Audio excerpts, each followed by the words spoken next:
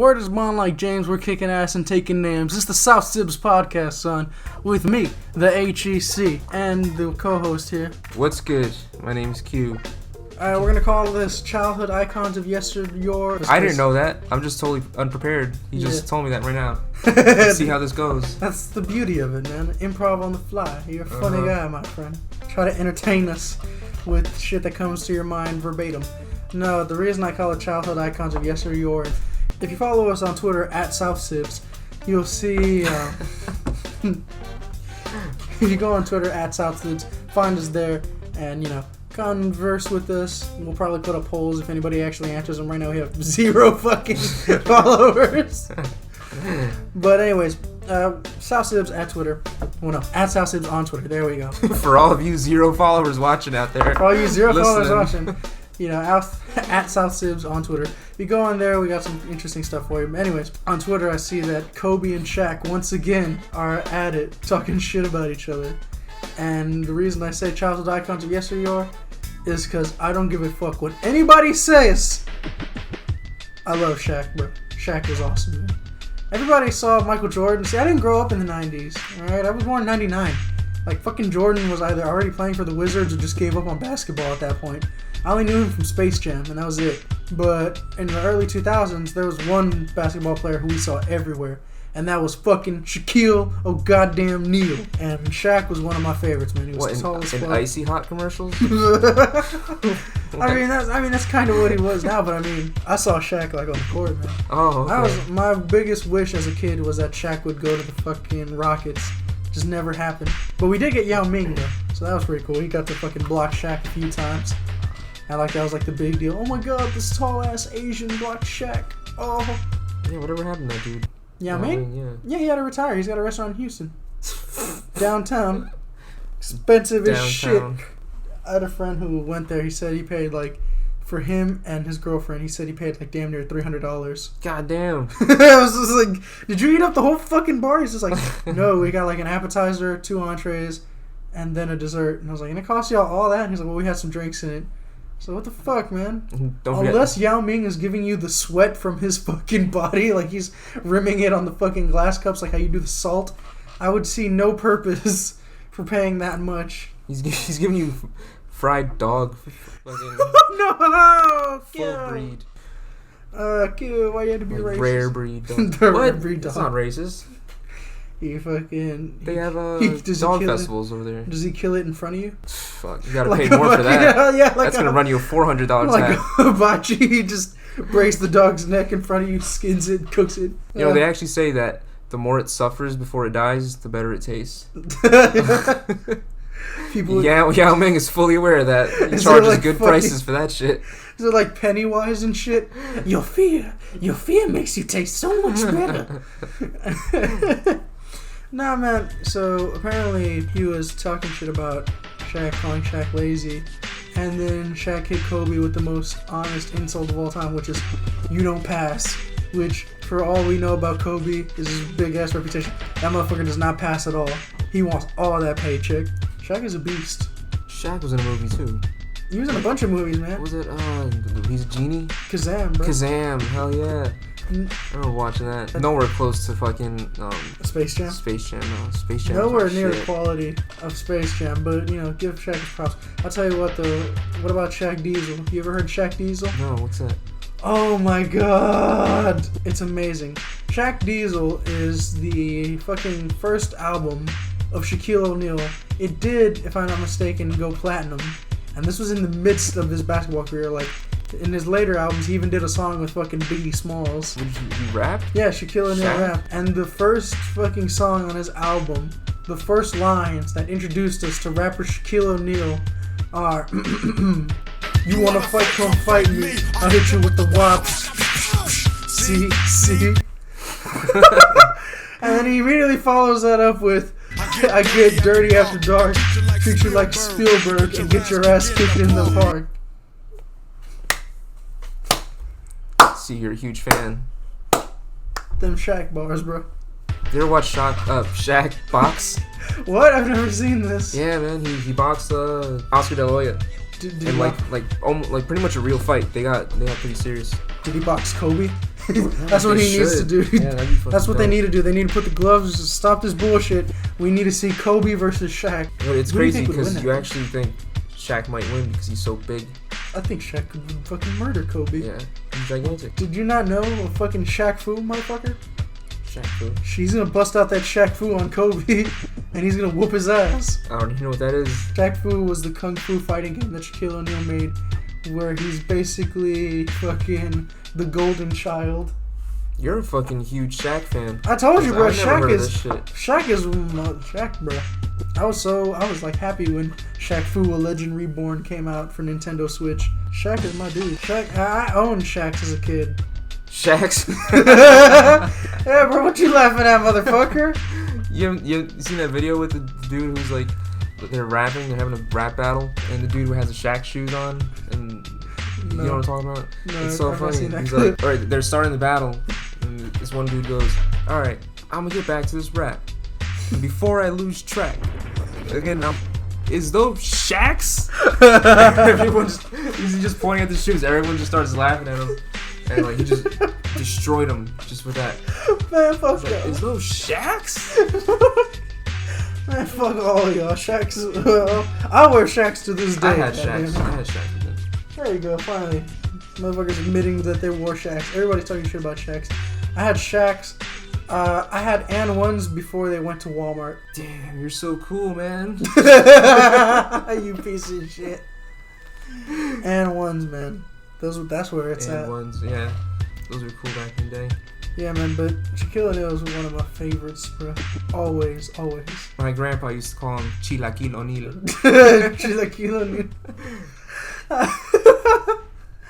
Oh, please. Oh, my God. That's definitely going to be a shirt. Shaquille O'Neal. Shaquille O'Neal. Yeah. I'm going to work on it, and we'll put a fucking Redbubble / the H.E.C. Song that was famous in the 90s, like, who that is? Yeah. And my grandpa would be like, because I used to live with him when I was little, and he'd be like, who, de res? Carne de res? Carne de res. Carne de res. He's the same one who would say, it's Shaquille O'Neal. Shaquille O'Neal. He used to call, what was his name? What was that dude? He was also in Space Jam. He played for the Knicks. Charles Barkley? No, big ass dude with the mustache. No, wait. Elijah Wan. No. I'm giving you like a bunch of fucking NBA players, and you're just like... He had like that Fresh Prince hair and mustache, and you're really describing tall, like 1/8 of the fucking roster. Really tall, really black. Are you sure it's not Elijah Wan? No, definitely not. Patrick Ewing. He used to call him Gorilla. No, god damn it. Son of a bitch. There was a Shaquille O'Neal. These are famous back in the day. Like Shaquille. Why would Shaq not be the gorilla? Because he's Shaquille O'Neal. Especially because Shaq is big like a gorilla, 6'7" large. That's a fucking another rap line from the Shaq Diesel song. That man said I bust rhymes like Buddha Kwandu. I smoke the mic like Cheech and Chong. He said those words twice. I have a cousin that was named after Michael Jordan. Really? His first name's Jordan. Yeah. That's amazing. Not Michael. Well, it was funny because like I went on some website and it's called like Way Back When, and we went on it for our school program. That is like go on it, find out what things happened on your birthday, find out what the common first name was. And Michael in the 90s was the most common first name because of Jackson, Tyson, and fucking Jordan. Yeah, that makes sense. Yeah, I couldn't really. I can't see naming like I know I have cousins named after 2 football players of the Houston Texans. It's like I could tell you that I just can't say their names because if I did that, they would then fucking give away my identity and shit. So you're talking about your grandpa, and I was just thinking of my grandpa. So is your grandpa one of your childhood icons? Yeah, definitely. Yeah, my grandpa's awesome, man. My grandpa's awesome. One of my favorite memories with my grandpa though is that man is serious about his garden. Like he's got trees, like orange trees. And they make some good ass oranges. He's got orange trees, lemons trees, fucking mispero trees and shit. He's got all of that. Like I'm talking superb Mexican here. He's even got the damn fucking plant that you need to make tequila in his backyard. Nice. The only thing he's not gonna do is just like rip it out and just like actually make tequila with it. But other than that, he has all of that on lock. He's very strict about his garden, man. And he fucking hates birds. Because the bird, and this is true, like, he has pears, too. He has a pear tree. And fucking birds are assholes, man. They'll see fruit on the tree in the backyard, and, they'll think, oh, it's a city, but to them, not blaming them, but I understand why they do it. But it's just like, to them, it's just like, oh, shit, fruit tree. Not, oh, somebody's backyard tree that they're going to try to eat for themselves. So, like, the fucking birds will always get on there and pick at the shit. One day, he had enough of that shit. He went out there with a stick, and this is the funniest fucking thing. Came out with like this long ass stick, this 10-foot stick, and he just gets it, and he's just, because they're tall trees, and he's just like pushing them in between the fucking trees, like pinches pájaros. He's fucking going one-on-one with all these fucking birds. Like scaring him, go to each tree, like muévase tu pinche pájaros. My grandpa would shoot pigeons with a slingshot. Just so they wouldn't shit everywhere. So I'm doing everyone a service, shooting all these fucking pigeons. What was he doing with all these pigeon corpses? I don't think he ever shot one. He was just shooting them so they could get away. I told my grandpa too. It's just like, Grandpa, if you like go on this farming website, because I looked at this website, because I mean, he's not gonna go on the fucking internet. What do you need to do that shit for? He doesn't need it. And so but I told him, I was like, Grandpa, if on Google they say you have like this trunk from my uncle's room where it's just like a bunch of empty CDs. It's like, put those CDs on the trees. Birds are scared of their own reflection, according to the website, and then they'll just fly away. Really? Yeah, because they'll see their reflection, and well, they don't comprehend that it's just a reflection of them. Yeah. Nobody's out there fucking trying to teach birds science and shit. So they just see another animal moving towards them, so they just fly away. But it's funny because it's just like, Grandpa, put these CDs in the tree. It's like, ¿por qué quieres poner estos árboles? What the fuck does that even do? So why are you putting CDs in trees? CDs and trees. He's just like, and then he follows it with his, is this because you listen to rap that you think you need to put CDs in trees? That makes a lot of sense. Yes, Grandpa, let's go put Shaq Diesel on the tree to scare away the birds. It's funny that you mentioned your grandpa, orange trees, and hating animals. Because my grandpa had orange trees in front of his house, like in his front yard and shit, like a bunch of orange trees. And he would just get the orange. He also had two giant German shepherds. They were like the guards. And he would just take oranges off the trees and fucking peg them at the dogs. And that was his idea of having fun. I was like a little kid, like 11 years old, and he'd be like, hey, let's get the oranges and fucking tíralos a los perros. Fucking just peg the dogs. They would get mad at him. Oh my god, what the fuck? Eventually he got bit by the dog. He was a fucking dick. Like, I don't think he even thought that was a bad thing. Like, he was just like, probably thought he was having fun with the dogs. Just chucking shit at the goddamn dogs. I was a little kid. I was terrified. I was like, what the hell? Why are you hitting the dogs? Yeah, like, he's just laughing like, ah.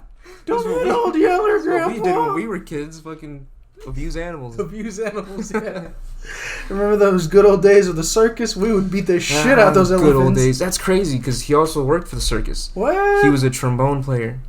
He was a How much was the circus? I have no idea, but he was in a traveling circus in the band. Yeah. And he said they went to California once. They like toured Mexico and stuff. Yeah, that's interesting. Yeah. So I would understand why he would want to beat animals because that's all they do in the circus. Is that like a rock star type of life where he's just like afterwards he's got like groupies probably. and shit? I just remember he had a dog named Simba, and it was he died. Did he like the Lion King that much? Yeah. Did he name the fucking dog Simba? The dog's name was Simba, and it was a little toy poodle, and he taught it tricks. He taught it how to jump through rings of fire. He taught it how to like dance and stuff.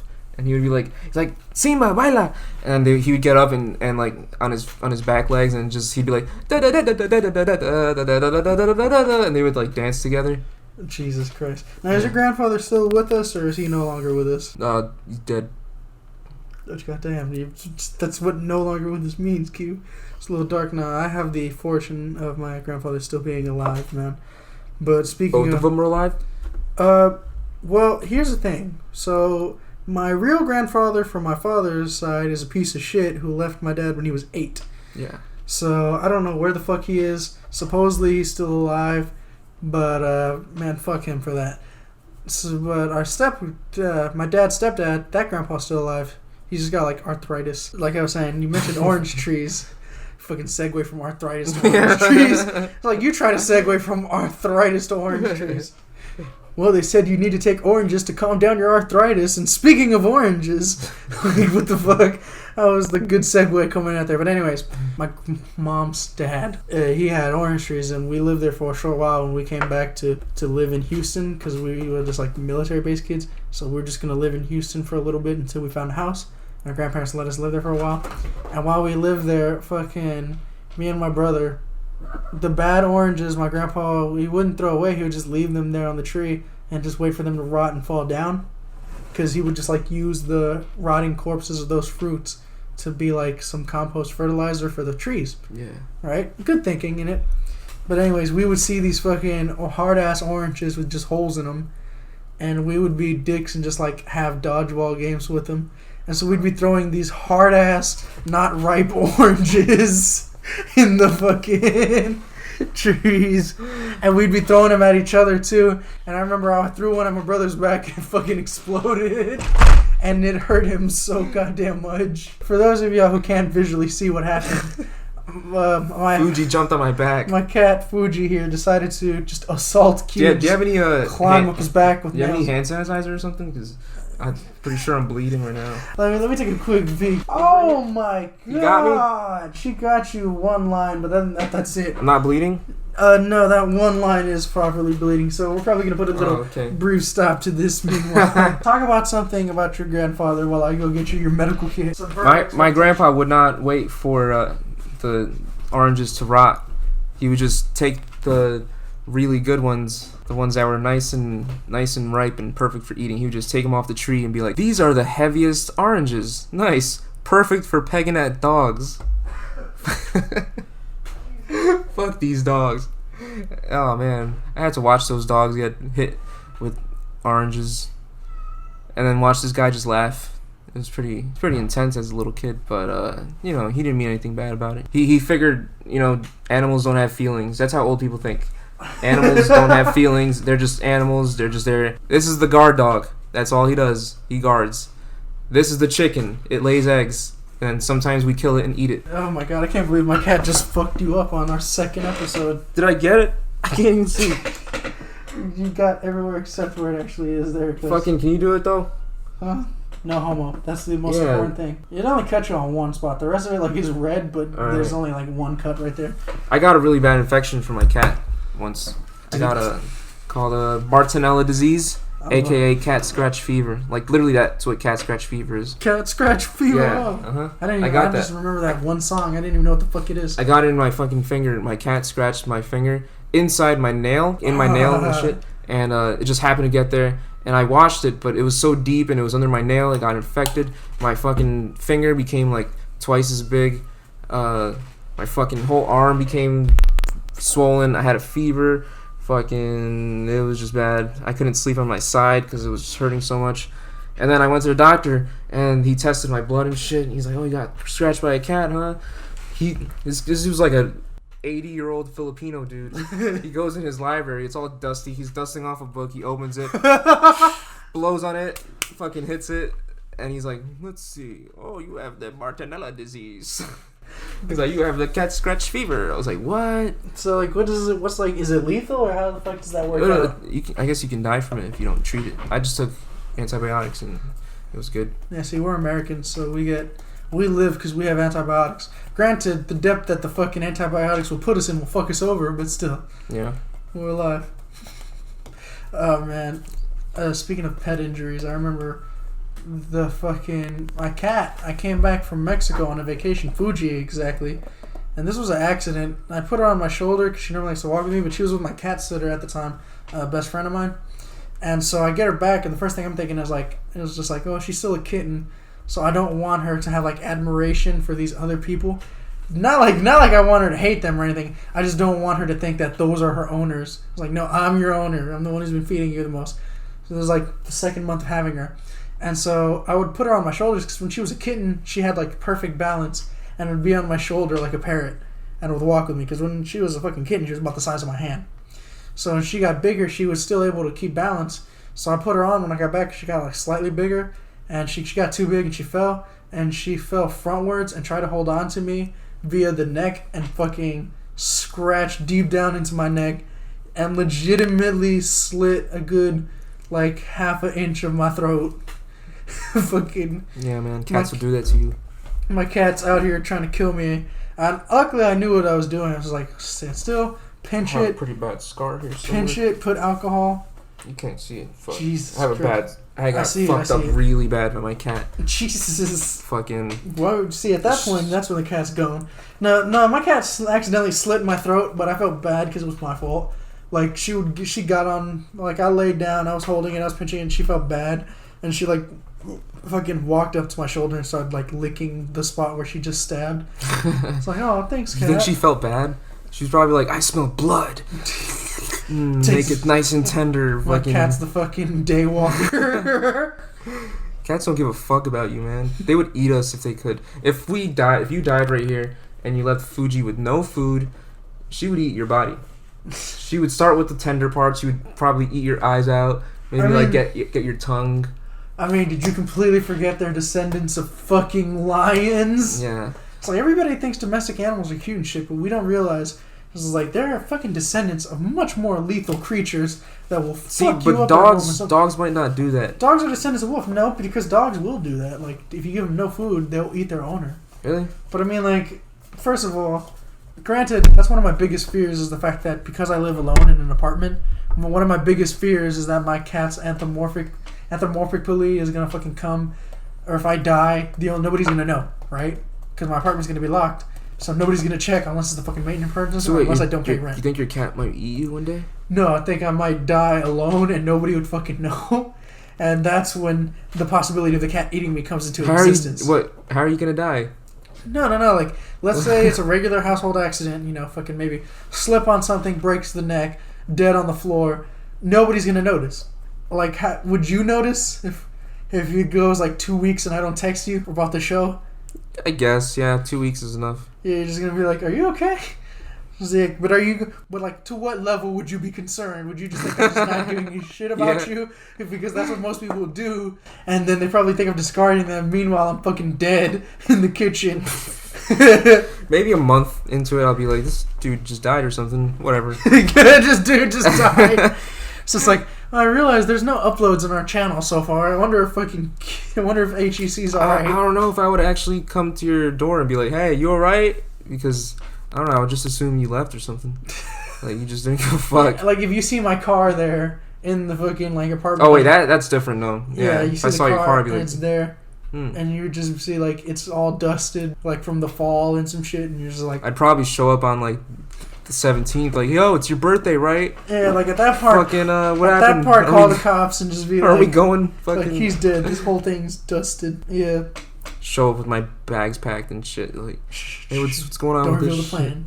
What's going on with the plan? Yeah. No, the plan is going to be an upcoming video that we're going to try to put on every social media platform that we have. But anyways, fucking... No, but my cat slit my throat, and I was just thinking, if this is the way to die, this would be the saddest fucking way to die. That's the coolest way to die. Wait, you mean like getting your throat slit? Getting your throat slit by your cat? Or getting eaten? Yeah, I mean, getting your throat slit by your cat would suck ass. It's like you got killed by a fucking pussy. Yeah, that's true. Do you know how many jokes you fucking set yourself up for? Although, can you imagine if Charlie Sheen died that way? I would love that. He lived by the pussy, and he died by the pussy. That'd be amazing. Poetic. I want to get eaten by animals. Like, is that how you want to go out? Oh, yeah. I've thought about it a lot. Like, I don't want to get cremated. We're not trying to be emo here. We're just general questions, you know? No, that's like the best way to die. I mean, like, I want to, like, be in, like, not like we were completely just alive. in a fucking sushi bar and we just saw Jaws. Is that really the way you want to go out, fucking chomped down on by this big ass shark, just ripping your ass? If I was already close to death, yeah, I'd be like, just feed me to the fucking shark. Just throw me in. If I was like about to die, yeah, you're just then like, it wouldn't matter. Just give me a high dose of opiates. And fucking, I don't feel anything. I'm just like laughing into my death. Don't you let out that window. Oh, don't you open up that window.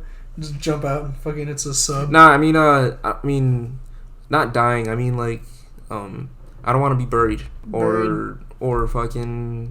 So you'd rather be cremated? I don't want to be cremated either. So what would you want us to do with your fucking body? I want to be eaten by, lions or animals. You can make it They happen, sever man. you, they put you to the fucking zoo, and they just feed you a piece of you to the fucking lion. Yeah, but you gotta go overseas for that. Yeah, I A would Chinese imagine. zoo. I would imagine you'd have to go overseas for You that. gotta go to the fucking They're tossing cadavers to the feed Havana the fucking animals. zoos in fucking Cuba or some shit. I don't think that's You're not gonna do that in this I don't think country. any zoo does that. Well, in China, you can feed. They give you chickens. You buy a chicken, you pay like Yeah, $5 whole to chicken and a live chicken, and yeah. you throw it into the And you fucking just throw it tiger into the den den. and it gets murdered. That's what I want them to do with That's my fucked body. up, but see, that's understandable. That's cool, man. I'm sure there's somewhere you could do that. Come on. No, we went to the zoo, right? Like, my sister had, like, Girl Scout trips. Now, difference between Boy Scouts and Girl Scouts. Boy Scouts, it's a lot of outdoor camping stuff. Girl Scouts, they have, like, so much partnerships with all these badass organizations that we could have done stuff. So I did, like, a bunch of the Girl Scout trips because my sister was in Girl Scouts, and my sister did the Boy Scout trips because I was in Boy Scouts. And they took us to a zoo once, and they fucking showed us the freezer, and, like, in this big-ass Ziploc bag, you pulled out a whole dead-ass frozen rabbit. Nice. It's like the eyes were gouged out and With shit. with the fur and everything? Yeah, with the fur and everything. Oh, shit. Just the eyes were gouged out. It wasn't open. He was just like, this is what we use to feed the lions. We warm it up in our little microwave here. And it was just like this fucking little machine that you just drop that bag off in. And it would just all of a sudden be de-thawed. And they would just throw it. See, that's just sad, though. Like, these things are made to kill and eat live prey. You can give it a dead thing. It's not fulfilling for them. So it's like if you get told, Q, you only have 1 week to live. You're like, throw me to the zoo. Yeah. You want to die like how Tyson was planning on fighting a gorilla? Not even to the zoo. Just leave me like out in the wild. I'll get eaten by coyotes or something. Let me feed the I don't give a coyotes. shit. Feed me to something. I'm gonna become their shit. Their shit is gonna become fertilizer for some plants. That plant's gonna get chopped down, and it doesn't. It's just go back into existence Ashes to or asses. non-existence. Dust to dookie. Dust to dookie. No, man. See, if I was gonna go out, I'm gonna go out in a painless way, though. So like, this is a weird thing. It's like, if you go out, you think about it, you go in a car accident, do you really feel it? Because you don't, like, some instances you feel it, but, like, in, like, some car accidents, you get into an accident and, you know, your head hits the door and you're dead. The only way to instantly. find out, you gotta take the podcast to the freeway and just wait for someone to crash during that little 2-minute window where they're fucking, like, about to die. How do you feel? How do you feel? South Sibs on I-10 exclusive. Fucking goddamn. He's just every like, ti- ah! Every time on I-10, there's always a fucking accident. You're just like, I don't want to die like that. Never mind. Never mind. Or crushed to death. Crushed to death seems like the Oh, smoothest, fuck no. easiest way. If it's quick, Yeah, if it's quick, obviously. I'm not talking no fucking Saw 4 trap where the walls room closing in, closes. like, yeah. We thought of the exact same type of fucking slow crushed to death. that's the worst way. Not that shit. I'm talking like maybe cartoonishly, like Because that's like you like want. a giant boulder falls on That's you. like and you die suffocating death. instantly. It's like I don't want to do that. Suffocating death is scary. Yeah, man. Suffocating death is scary to me. Like hanging yourself, because they say like your body's still conscious, but you don't have the ability to move once you get like a certain past of minutes and shit. Yeah. That's some horrifying fucking thoughts for your ass. So the concept of that happening is utterly terrifying. So I would not want to go out via suffocation or drowning, because I love swimming in water, but I hate that moment when you're swimming and you're lower than you think you are. Because one uncle of ours showed us how to like do the fucking Indian squat, blow bubbles out your mouth when you go down, and you could sit on the floor of any pool, no matter how deep or how. And there's that moment of fear that you get when you're at the deep end, and you hold it because you want to hold your breath for so long, but then it's that little brief window where you held your breath for too long, and now you have like this amount of time before you swallow water. That's fucking horrifying. So for that final process being the last thing you think about before you die, horrifying. No, but I think like if you're gonna go die of like the hospital deaths, the ones that are cliche, you know, that's fine with me because you can have like all your family and shit. Although I want to be like, Yeah, that's so depressing though. Why But- don't you want but to be I around want a to bunch be of crying conscious people when I and say shit? that shit. I want to be surrounded by No. hookers. Don't want to say that. And if I'm old, my family's gonna know it. Like I don't want to be around your fucking crying asses. Give me a bunch of fucking hookers. You're at a dead. Give me some blow. It's like you're with an IV sticking go in out your with- arm at the fucking bed, and they just stroll your ass into the brothel. Hell yeah. No, they bring the brothel to me. They know. They should know better. They're my family. They bring the brothel. I want to be you. surrounded by a bunch of crying ass people. It just like surround me with fucking Well, like, what's the quality of these prostitutes? You got to think within your parents' budget. So no, I would imagine I'm like an old fart. Like I'm not talking about. I would think if I died now, I don't think my fucking family's gonna just give me a bunch of hookers. I'd have to like have a legacy of. This guy, that's what he would like. That's what he would like. Get a bunch of Death whores. by hookers. Get him those hookers to do that final lap dance. Yeah. Last dance with the stripper. Yeah. Instead of fucking Mary Jane. George Carlin said he was like, when I die, I don't want to. It's like I don't want to be cremated. I don't want to be buried. I want to be blown up. He's like, hey, look at him go. That actually be pretty fucking cool. Oh yeah. You just blow your body up. I imagine that's how one of the jackass people is gonna die. Hell yeah. While the fucking theme's playing. Actually, I would imagine none of them are gonna die of natural causes. They're all gonna. They're gonna die of the stupidest shit. Ryan Dunn already fucking died in a pretty. Yeah, he got the head start. Literally, he had the head start. But that's not a jackass way to die, though. He didn't die in a jackass way. It kind of is. Drinking and driving. Drinking and driving, hell yeah. That's jackass shit. If it was a golf cart, maybe. If it was a golf cart and he was wearing a fucking G-string with Steve-O, then it'd be a jackass. That's how I would love Steve-O to die, like, in some crazy way. Like, he's doing some stunt and just dies. It's like, well, that's... And that fucking leopard print thong it is. No one's gonna be surprised. You'd be like, hey, fucking... Steve-O died. Fucking putting... You know what? Knowing him, he's gonna die because of something up his ass. Damn. Steve-O, like, not calling him gay or anything, but he literally put almost everything you can up his own ass. Wait, Ryan Dunn did the car. He put a toy car up his ass. Had to get it removed from a fucking doctor. It sucks. Steve-O better never fucking go to prison. Because that'd be a horrible setup. Hey bro, I heard you like putting things up your ass. Well, this is gonna be paradise for you, motherfucker. No, I already did go to prison or something like that. Would Steve-O's ass be like a fucking hot dog in a hallway scenario? Very likely. Very likely. Yeah. Again, it's not because he's gay, it's just because he shoved a multitude of things up his ass. Probably still does. Just a crazy dude. It's like the cameras aren't even on anymore, like, he's just chilling with Bam on the fucking couch, like, Steve-O, the cameras aren't even on, what the fuck are you doing? Puts like the TV remote up his ass. I mean, I would imagine he does that with his wife or something. I don't know if he fucking does that with Bam. Puts Bam's skateboard up his ass. Yes, like the whole fucking skateboard he managed to put in his ass. A skateboard up the ass would be painful though, because you got that like black part which feels like sandpaper. Yeah, it's like a cat tongue. Yeah, why is it like that? I never. You do not want to get your ass ate by a cat. That shit will probably fucking make you bleed. You sound like you spoke from experience. No, my cat licks me all the time. Not in the ass, like everywhere. He likes to lick my armpits, and it feels good. Not gonna lie. I actually in the mornings like I shower at night. I go to sleep, and then in the mornings my cat comes to like lay down with me, and I seriously lift up my armpit on purpose, just so he can lick my sweaty ass armpit. And it feels good because my armpit's like itchy. I'm just like, shit. And it feels fucking good. At that point, that sandpaper tongue. Make it sound like if you're about to come at the fucking.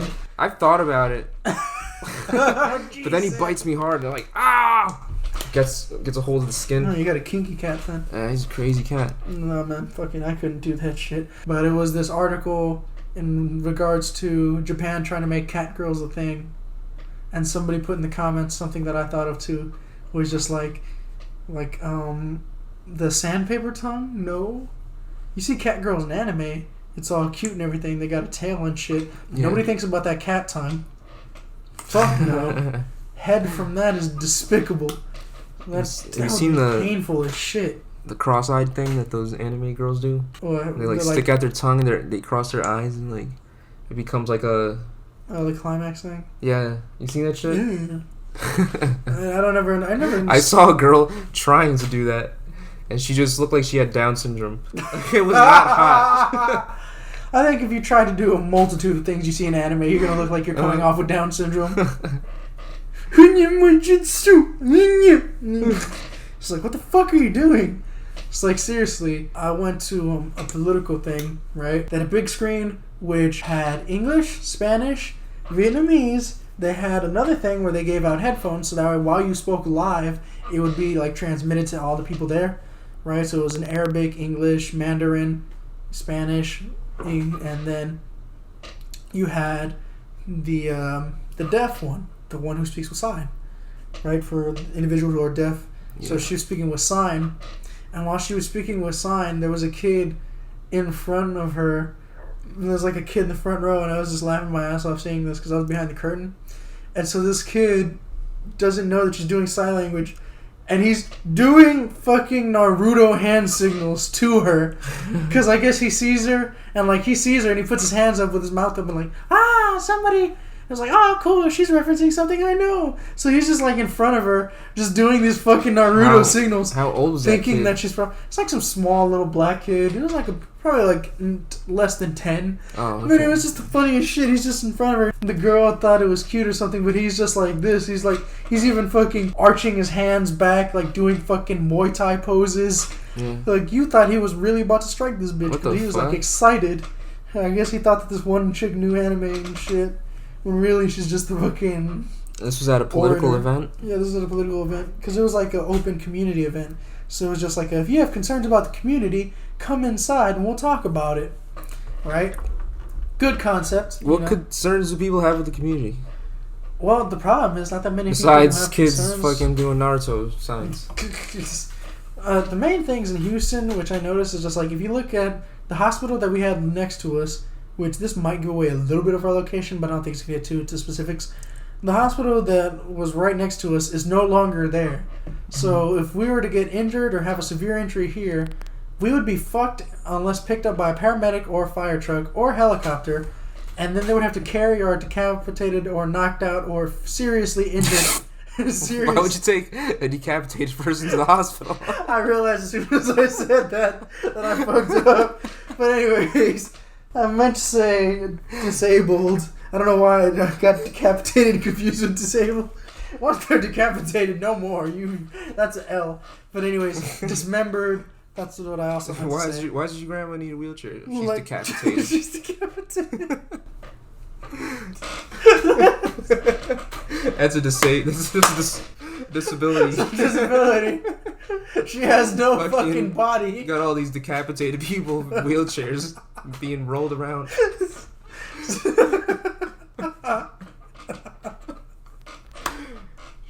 Son of a bitch. It'd be nuts if you could live without a head. Oh man, did you hear that one doctor who wants to do like the first human head transplant? Yeah. If he gets away with that, and if he does it and it succeeds, that'd be creepy as shit. He did it to a mouse already, and the mouse lived, but only for he said 7 days, and then it died. But the concept of living with an entirely new person's body, that shit's weird to me, man. Hell yeah. I mean, it's already weird when you get internal organs, or when you get a foot or a hand or fingers. Or if it's a cadaver finger, they donated it and shit. Yeah. It's just how do you feel knowing that finger has spent an entire lifetime not attached to you till this moment? I would wash the shit out of it. I'd be like, I don't know where his finger's been. Yeah. Fucking. It's where was this finger? It wasn't a cadaver we found at the back of a strip club. Might have herpes on his finger. Oh, I know. What the fuck? I don't know this dude. You see brown underneath the nails. He was really into anal stuff. It'd be funny if you were really light skinned and you just get a black finger. Or the opposite. I'm pretty sure they try to find one within your skin, so... No, that's racist. You can't do that. I only want white fingers. Okay, racist. You know what I would do? Yeah, exactly. If it's a racist, then they potentially give him a black cadaver foot. Watch him try to play that off as a birthmark. It's these sewn lines right here in the birthmark. I have vertigo. No, the fuck you do not. It's just your foot. You ever watch them cartel videos of the beheadings? So there's this video I saw. The guy gets decapitated. His head is on the floor, and then the dude's his face is twitching, it's off the body. It's twitching. His eyes are blinking, and he said something. He talked a little bit. It sounded like he was gasping, and it makes you wonder: was the dude alive? Just his head was alive? So that whole head transplant thing could make sense if your head still works without the body. I have no idea how the fuck that works, but it's pretty intense that the dude could open his mouth and fucking blink and stuff, even though his head was not attached. Or that's also like, just some reflexes that might still be there. Well, actually, do you know what you die of when you get decapitated? Suffocation. Oh, okay, that's why he was gasping. You don't have the capability to breathe. That's what actually kills true. you. Like, the rest of your body somehow... Yeah, there's no air to your breathe fucking through brain. Yeah. It's like, granted, I'm pretty sure your heart not being attached to you and shit and all that other factors could kill you, but you could live for like a good 30 seconds post-decapitation. Nice. But it's not, again, like, you can't talk. You can only just move your eyes, because that's the only thing you have, like, full control. Well, what if you train yourself? You could, like, move your face and stuff, but you can't talk because you don't have a larynx. Imagine this, though. But you don't have a larynx, so you can't say anything. Alright, so, you train yourself for decapitation. Like, you train your face. You just, like... There's got to be some hardcore training where you can make your face... Yeah, you'll still have your facial expressions. You can still use it. So you can still make facial expressions after you're dead. Yeah. Man, what would you do, man? You just got decapitated. What are you going to do with your face?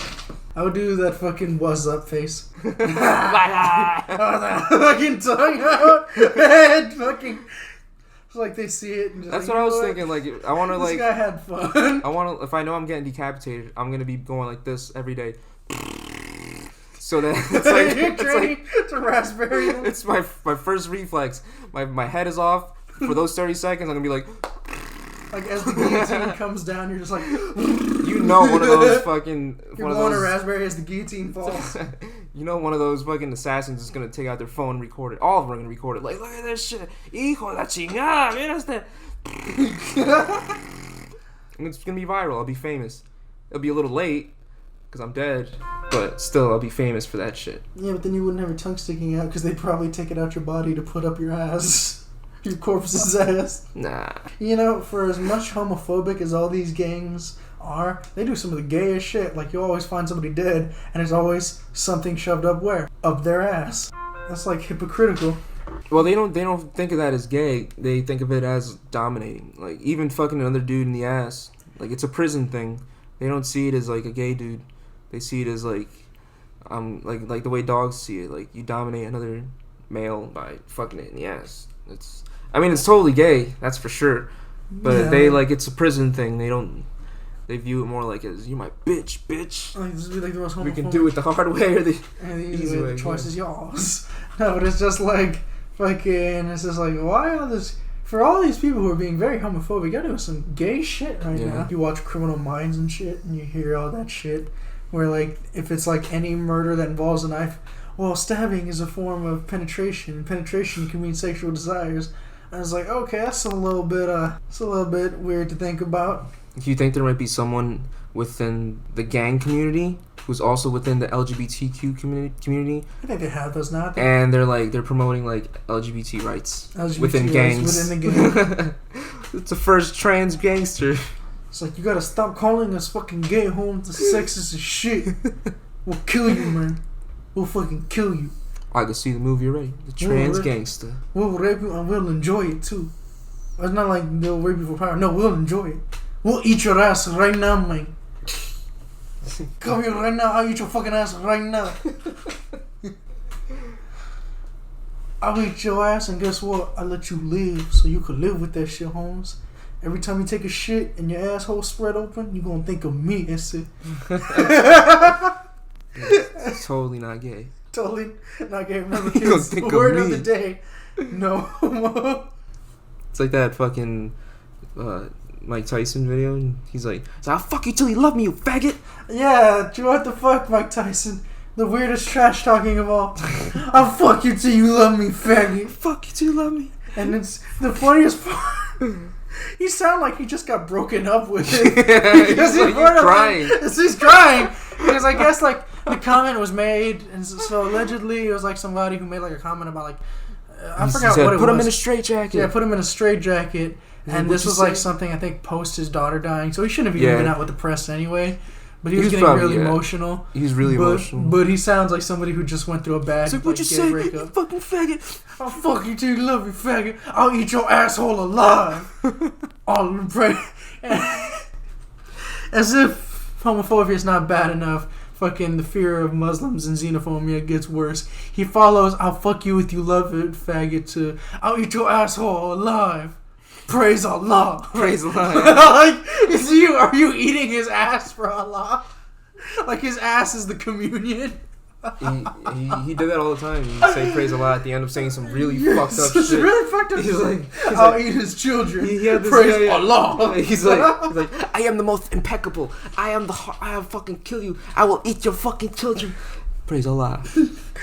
No, he says it so aggressively. That's what's so like funny. Praise Allah. Like, he says it really aggressively, man.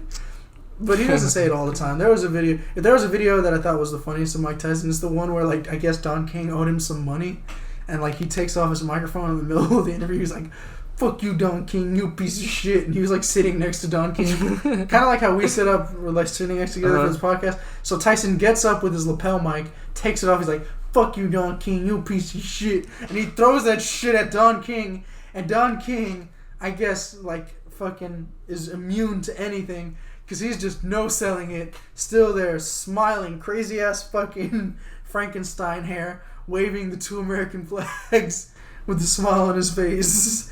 Even when Mike Tyson told him a piece of shit and walked out of the interview. And like the last minute of the interview is Don King just sitting in the chair, not saying anything. Just like moving his flags. He's probably thinking in his head, "I'm going to get this motherfucker killed." Did you see where he's getting interviewed? And the interview lady, she's like, I don't know, she's like asking him uncomfortable questions, and he's like, you know, I don't normally talk to women unless I want to fornicate. Unless I want to fornicate with. So unless you want to. I only talk with women who I fornicate. Yeah. Yeah. I would say he comes off as rapey, but I mean, let's not forget he did get convicted of rape. I really, for the sake of my childhood and for the sake of my idolization, I really hope that accusation was false. It was like, look, you got paid, you got your shit, hopefully. I really want to hope that that's false, but every time I hear about it, it's just like, I don't know. I don't know. So it's like, I'm not going to let Tyson Baby Kid, like, fucking babysit any female I know, but, you know, Mike Tyson's a scary dude. I mean, that dude's like people look at him like he redeemed himself. Like, it's whatever. He was a fucked up person, but now look at him. I mean, to be fair, for all the shit that he's done, he really has redeemed himself. It's just like he went through a lot of shit, and I think it was after his daughter passed that he really cleaned himself up for the betterment. Because I mean, that is a hard thing to go through. I couldn't imagine something like that. But yeah, Tyson's one of them childhood icons, man. They used to put him through hypnosis. His boxing trainer, forgot his name. That old white dude. Yeah. The one who like helped him get into boxing and all that. Mhm. Yeah. He was like into hypnosis, and when he was like 15, he would like put him through like the, you know. Yeah, the little I want you to the clock. In front of your face thing. And he failed his hypnosis. He'd be like, "You are a monster. You're a killer. You're gonna kill. That's your whole point. You only exist because you're a monster and you're here to kill everyone. You're a fucking monster. You're gonna break their fucking faces. That's what you're here for." And just hypnotize. They would hypnotize him for that. And that was like in his mind constantly. Jesus it probably still is in his mind. Like, I've never heard of that till this day. Fuck, I can't remember his fucking name. I know it's like, it's the old white trainer. Yeah. You know, it's funny when you look back at history and you see like all these very intimidating people of color next to like, and the person who helps them break through is some scrawny white dude. Like how NWA had that one white, like Jerry Heller. Yeah. It's just like all these intimidating motherfuckers with their gangster hats and shit. And then there's this one old Jew wearing a fucking white shirt, jeans, and like the most casual, smiling with big smiles. Meanwhile, the rest of the fucking NWA is just looking pissed. Customado. And then like you see that old fucking smiling white dude, and then you see like an intimidating Mike Tyson. Oh, Jesus Christ, man. Yeah, that was pretty crazy, because he must have been a fucking hardcore dude himself. Well, he probably had to. This old-ass dude who finds this ghetto-ass kid from the hood. He's like, you got hot, kid. I'm going to teach you how to box. Yeah. You might have stolen my TV today. He definitely saw that. I mean, he saw it. Fucking. It was some shit like that. He probably stole from him. Hey kid, you want to make some real money? I'll get you to fight other kids. There's only $2 in that wallet. Just let me hypnotize you first, and then you can fucking see what you got. Hypnosis, because if I was a fucking hypnosis of Mike Tyson, I would be. You will speak proper English. Dude, Mike Tyson. You will know how to fucking talk right. What? You just want to be a killer. You will not sound like a cartoon character. You don't give a shit about that. You're just like, he probably focused so much on being a killer. It's like, you're gonna be a killer. You're gonna fucking fuck him up. And then he never just talked like, you're gonna get an education. His voice is so light though back then. Yeah. Now it's gotten slightly deeper. But to hear how light his voice is. He still talks funny. Yeah, he still talks funny. But to hear how light his voice is. It's like the voice you would never expect to come out of that intimidating person. It's like when you listen to fucking Dan the Beast Severn and he talks like Ned Flanders. And it's just like, it's the most intimidating man I've ever known. No, but Mike Tyson's fucked for life. Like, his head is just fucking... It's just out there. He can't even... He says he can't even hit... Like, he can't even train boxing anymore. He can't hit the heavy bag or anything like that because he feels like it'll bring him back to thinking in his old ways. Like... Just being this monster. So I'm sure that fucking hypnosis when he was little... That hypnosis probably fucked him up. Yeah. Hypnosis is strong. He probably has it in his head right now. He's like, you're a killer. Kill. This was like his only father figure, Customato. I know. Took him out of the hood, made him a star. And then him dying fucking probably fucked everything up too. I've never heard about that. Yeah, it's nuts. People don't really talk about that, but he was hypnotized as a kid. Jesus Christ, and then continuously. And they would just tell him, like, you're a monster. You're going to kill that guy. You're going to knock his fucking face off. Like, this guy just watching the fucking, the pendulum, whatever thing. Like, Mike Tyson with the fucking cartoony little swirls on the eyes for pupils. Oh, yeah. See, if I had the chance to hypnotize Tyson, I would just fucking be like... No more lisp. No more lisp. Just no more lisp. No more. You will go to a dentist and fix them teeth. You will fix that fucking eye tattoo. Then he would never become a fucking. He would be like. He would get out the hood. He would get out the hood. Do you think the list contributed to his weird talking? Yeah. I mean, do you think the list contributed to his icon status? The weird voice and separated him from I think the way people treated him was because of his weird voice. Imagine this little kid with the fucking lisp sounding like a fucking. You know, a little fucking he honestly sounds like something that you would imagine here from like the 1920s or 30s. Yeah, why I oughta get in the fucking meaning box with you right now. Come there directly, son. I'm gonna come right there. Come for your fucking head directly. The whole dome piece. Except, like, make that voice really fucking high. Like, yeah. Fucking... See, no, that sounds like a fucking... Was Tyson jacking off? No, that was Tyson as a 13-year-old kid getting beat up by kids. Because of his fucking dumbass voice. That probably had a lot to do with it. People were like, look at this fucking... Like, I don't know what I'm allowed to say on this, but... so funny, you know, so funny. All the insults that go with sounding like that. He got them all, and he probably got into a lot of fights because of that. Probably added a lot, just as much as the hypnosis. Oh, shit.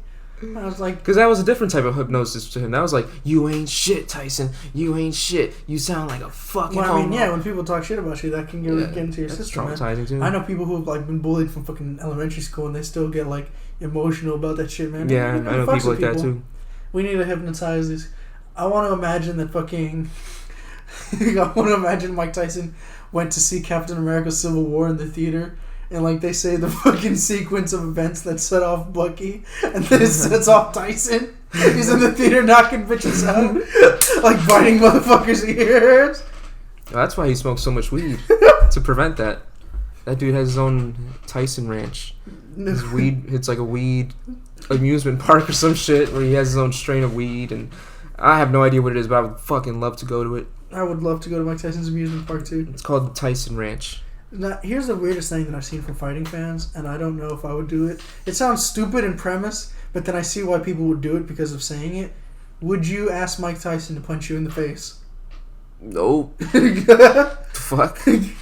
No, man, like, you go and you see, like, football players and you see, like, fighters, and you have these fans who they want to say they survived taking a punch from, or they want to say that they took a punch from somebody, and, like, they give you permission, even if it knocks them out. So, like, you'll have these fans stroll up to, like, these boxers and shit, and these MMA fighters, like... Yeah, I've seen that shit a lot. Bro, come on, man. Can you just punch me in the face one time? Hard as you can, man. I just want to see if I can take it. If you tell Chuck Liddell that, he will do it. I saw a video of Chuck Liddell doing that. I saw a video of Nick Diaz doing it. Yeah, a bunch of people do that shit. You think Dana White asked him that when he slapped the shit out of him? Fucking, I wouldn't want to do that to Tyson though, because he's not about that. He's just like, nah. Tyson could kill you with that punch. He definitely could. But I mean, it's like he'll leave you in the fucking street laying down. And Tyson's such a nice guy now. He'll probably call the ambulance for you. You ever see his famous photograph of Muhammad Ali punching like all of the Beatles? Like they're in a ring, but he punches. It's like they're in line. They're all like with their head tilted, and Muhammad Ali punched all of them. I do some shit like that. Like, hey Tyson, can we take a picture like a fake punch or some shit? Joke, that's a joke. I wouldn't want him to punch me. Like, Tyson, can I do this to you? Can I make you? Me in the face? Can I make you feel like a piece of shit right now for hurting me? Can I make you hurt me? Like, I don't know, man. But he's such a nice guy. You wouldn't want to. But you also get to say that you survived a punch from them, though. No, just go up to him. No, if you want him to punch you, it's got to be natural. You got to make him mad. You gotta fucking. So that you know he's not holding back. Come up to him with the hypnosis clock and just be like, "You're a monster. Punch my fucking face. You're gonna fucking rip my face off. Punch me." He's like, "I'm gonna fucking you till you love me, bitch." Fucking knocks you the fuck out. He fucking praise the Lord. And then he proceeds to eat your children. While praising Allah at the same time. Talk about some horrible placement of promoting your religion. Man. Tyson, there's good places to plug your religion in. There's bad places. After you're threatening me with eating my children. It's like the worst representations of Islam. ISIS, Wait, and then Mike Tyson. Eating my children was secretly slang for he was going to suck his dick? I don't know about that. I've never heard of that. Yeah, I don't know. Yeah, man, like seriously, that's the worst time to plug your religion is after you threatened to beat his ass. Can you imagine if Khabib just started just throwing his religion in after talking about beating the shit out of those people he didn't like? Although supposedly that's why he climbed over that cage, because like supposedly he said like fucking he called him dirty Muslim rat, or he called him fucking Muslim rat, and that's what set Khabib off to go over the cage. Why would you talk shit to a UFC fighter? Why would you think that's okay? Well, that was one of McGregor's fucking boys, so he can talk shit, but he probably didn't expect that either. But that he did that because Khabib fucking spat in Conor's face while he was like knocked out. Yeah. So it was like he's like, "Oh, you fucking pig!" And, you know, that's he was like, that's "What?" A real fight. That's some real dangerous shit right there. That's some gang war. I'm telling you, we need that. Put your UFC event in Russia. We need four, like, get Conor and his squad on one side, and the other dudes, and we need those 3-on-1 elimination. They really do have matches. to do that. Fucking do like. Because it's a whole squadron of men, so you could literally build an entire card called Conor versus Khabib with like a scorecard at the bottom on the left screen and on the right screen. And for every fight, whoever's fighter wins 1-1. And it doesn't matter if Khabib wins or loses. If Khabib's men got knocked out and he was the only one who got a point for his team, then Conor would win that whole event. Yeah. We need something like that. Then that would make it more interesting. Put the stakes in it. It's really cool because it's 4 fights. UFC has a like a WWE vibe where nowadays, like they have such characters like, and then they know their characters, so they go with it. They become these ridiculous. Yeah, they ham it up for the cameras. Yeah, unless you're John Jones. John Jones actually is a piece of shit. No, some people like they have like really diverse characters. Khabib's like a real dude, and they have dudes who are just like funny and stuff. And I think they should really just keep going with that and like do like tag teams and shit. A ladder match. A fucking real ladder match. They just put a fucking ladder in the middle of the octagon. You gotta fucking take the fucking belt from up there. You have to knock him out. But they're fucking fighting in real life. That'd be fucking dope. Tag teams. See, but it's gonna be sloppy though, so it wouldn't be as entertaining as a WWE. It might be more entertaining. Not really. It would be too sloppy. I don't know. You would knock him out quick, but then it wouldn't be as climactic. Because then you would, like, if you watch wrestling, being a wrestling fan, you just zone out some logic in your minds while watching a match. Like when they're having those spots where they climb the ladder and they're struggling to get the belt off, when really all you gotta do is just one rip. And that's how you get it off all the buttons.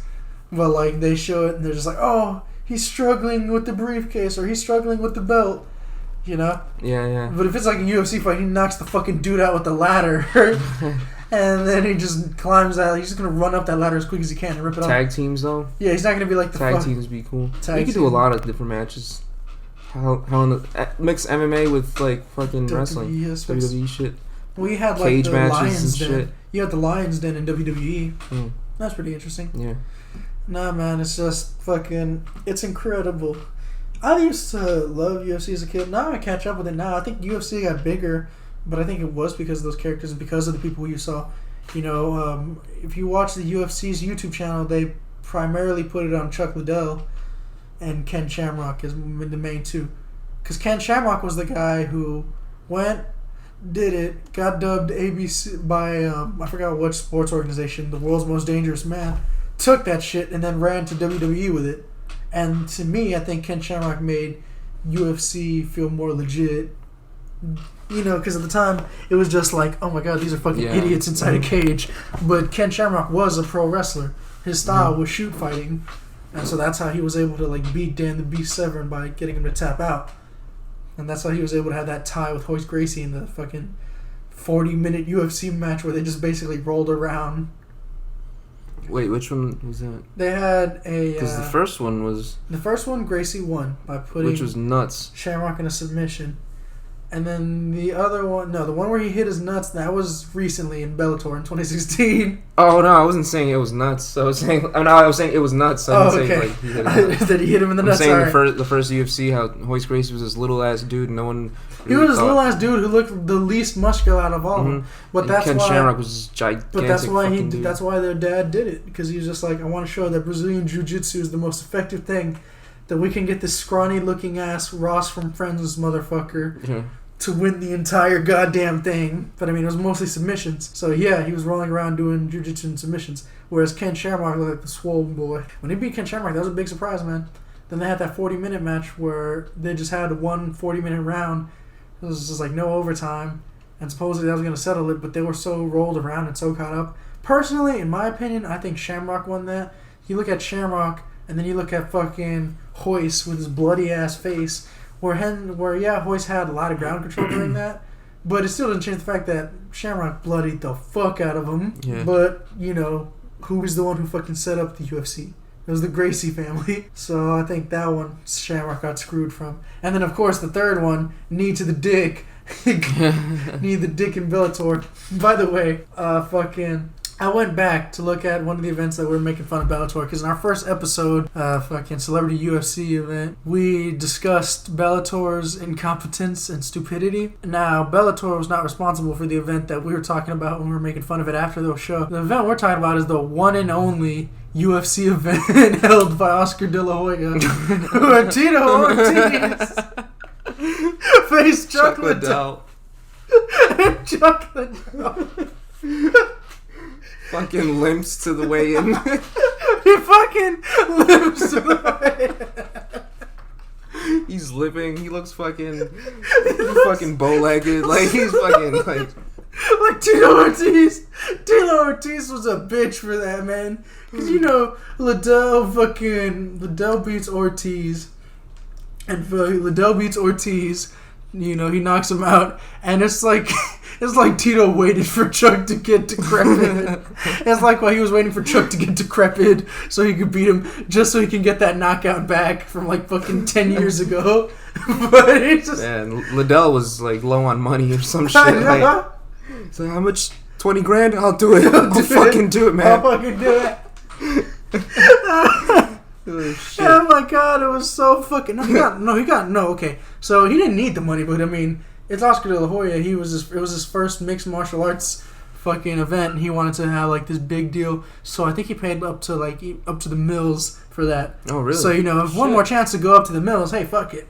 And plus, it's a guy you've already beaten twice. Granted, when you're limping, that paints a totally different picture of Chuck Liddell than what I just said.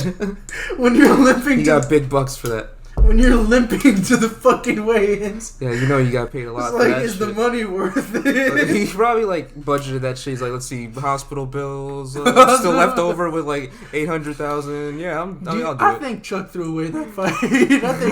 I think, all right, there you go, Tito. You got your knockout. You happy? You happy? You fucking waited 10 years till Liddell retired while you stayed active just to fucking just holding get your a grudge. win back. Just holding a fucking grudge the whole time. Like, fuck Chuck Liddell. I can imagine he wants to tie it up. He's gonna wait till Chuck Liddell's in a fucking retirement home. He's like all swollen, jacked and shit, juiced up, beating the shit out of an old, resting at a nursing home Chuck Liddell. He's fucking... Chuck Liddell gets into the fucking octagon in a wheelchair. Like... He wheels his way Dude, to the way. Imagine that shit when like these...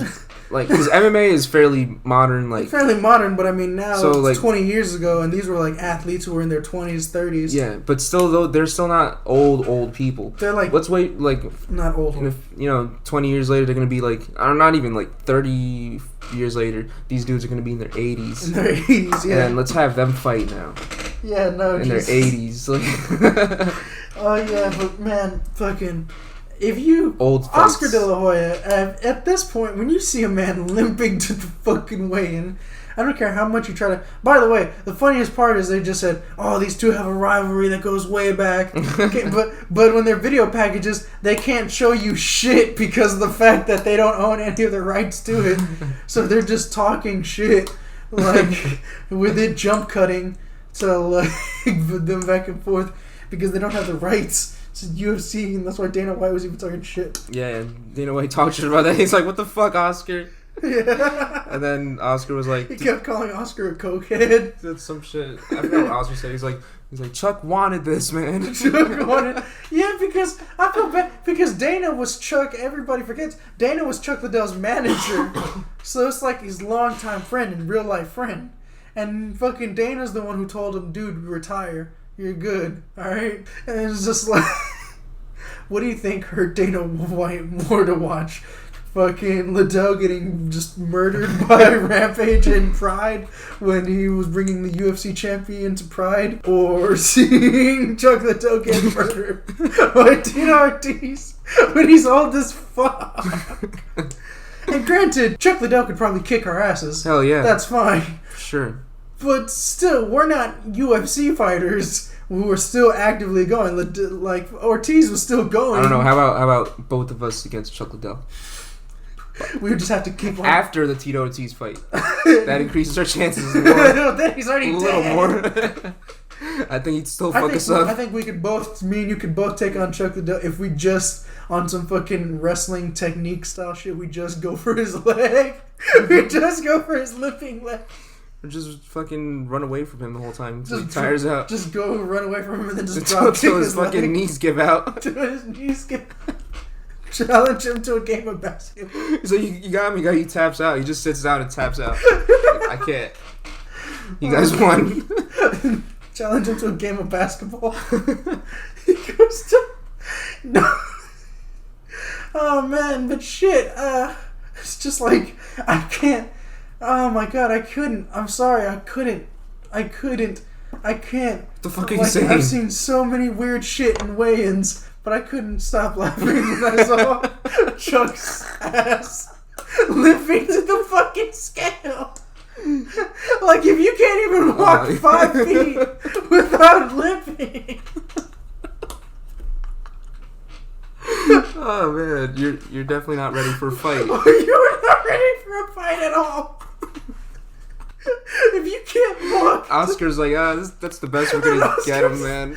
It's like, you could have at least told the... And the funny part is, it's like okay, dude, I gave you a year. The fans wouldn't have noticed it. But if you're a fucking Oscar De La Hoya, you work with a production company. Why didn't, as soon as you see him like take a fucked up step, pan in to Chuck Liddell, shoulder up. That'd be obvious as shit. Zoom in on his face. So you don't see him limp they show to the fucking ring. They fuck up and they show like 2 seconds of limping, like, oh, what? Whoa. Zoom into his eyes. They get out. He's fucking limping, so they zoom in, but they zoom into like his fucking beer belly. And fucking, oh shit, no. They hire him, his fucking face looks like dead. He's like, oh shit. Where do we... Fucking man, you could have cut to Tito's face. Anywhere you look, he just looks fucked up and old. when you fucking... No, because, I mean, if you would have done shoulder up and you had a smooth cameraman, you could have gotten away with it. But he's fucking... The shot that they choose is a wide shot. A regular wide shot. So it's not like the podium covers his legs. Like no, it's like the cameraman wanted to show you that's what I'm saying. that Like, was out. look at what we have here. Like, that cameraman worked for Dana White. He was inside. He looked like a fucking weak animal that like a lion was about to get ready to eat. Like, he'd be that dude in those fucking apocalypse movies where like the earthquake or the fire's coming. He's the guy who isn't fast enough to make it out. And what makes it funnier is he was kind of limping on his way to the ring too. It's just like, and Tito did not give one fuck. He was just waiting. Yeah, he was so bitter about that loss. He's like, nice, he's limping. Now's my chance. Easy blood. I would love it if commentary just tries to put that over. Oh, Chuck Liddell's limping, Tito. Tito smells blood in the water.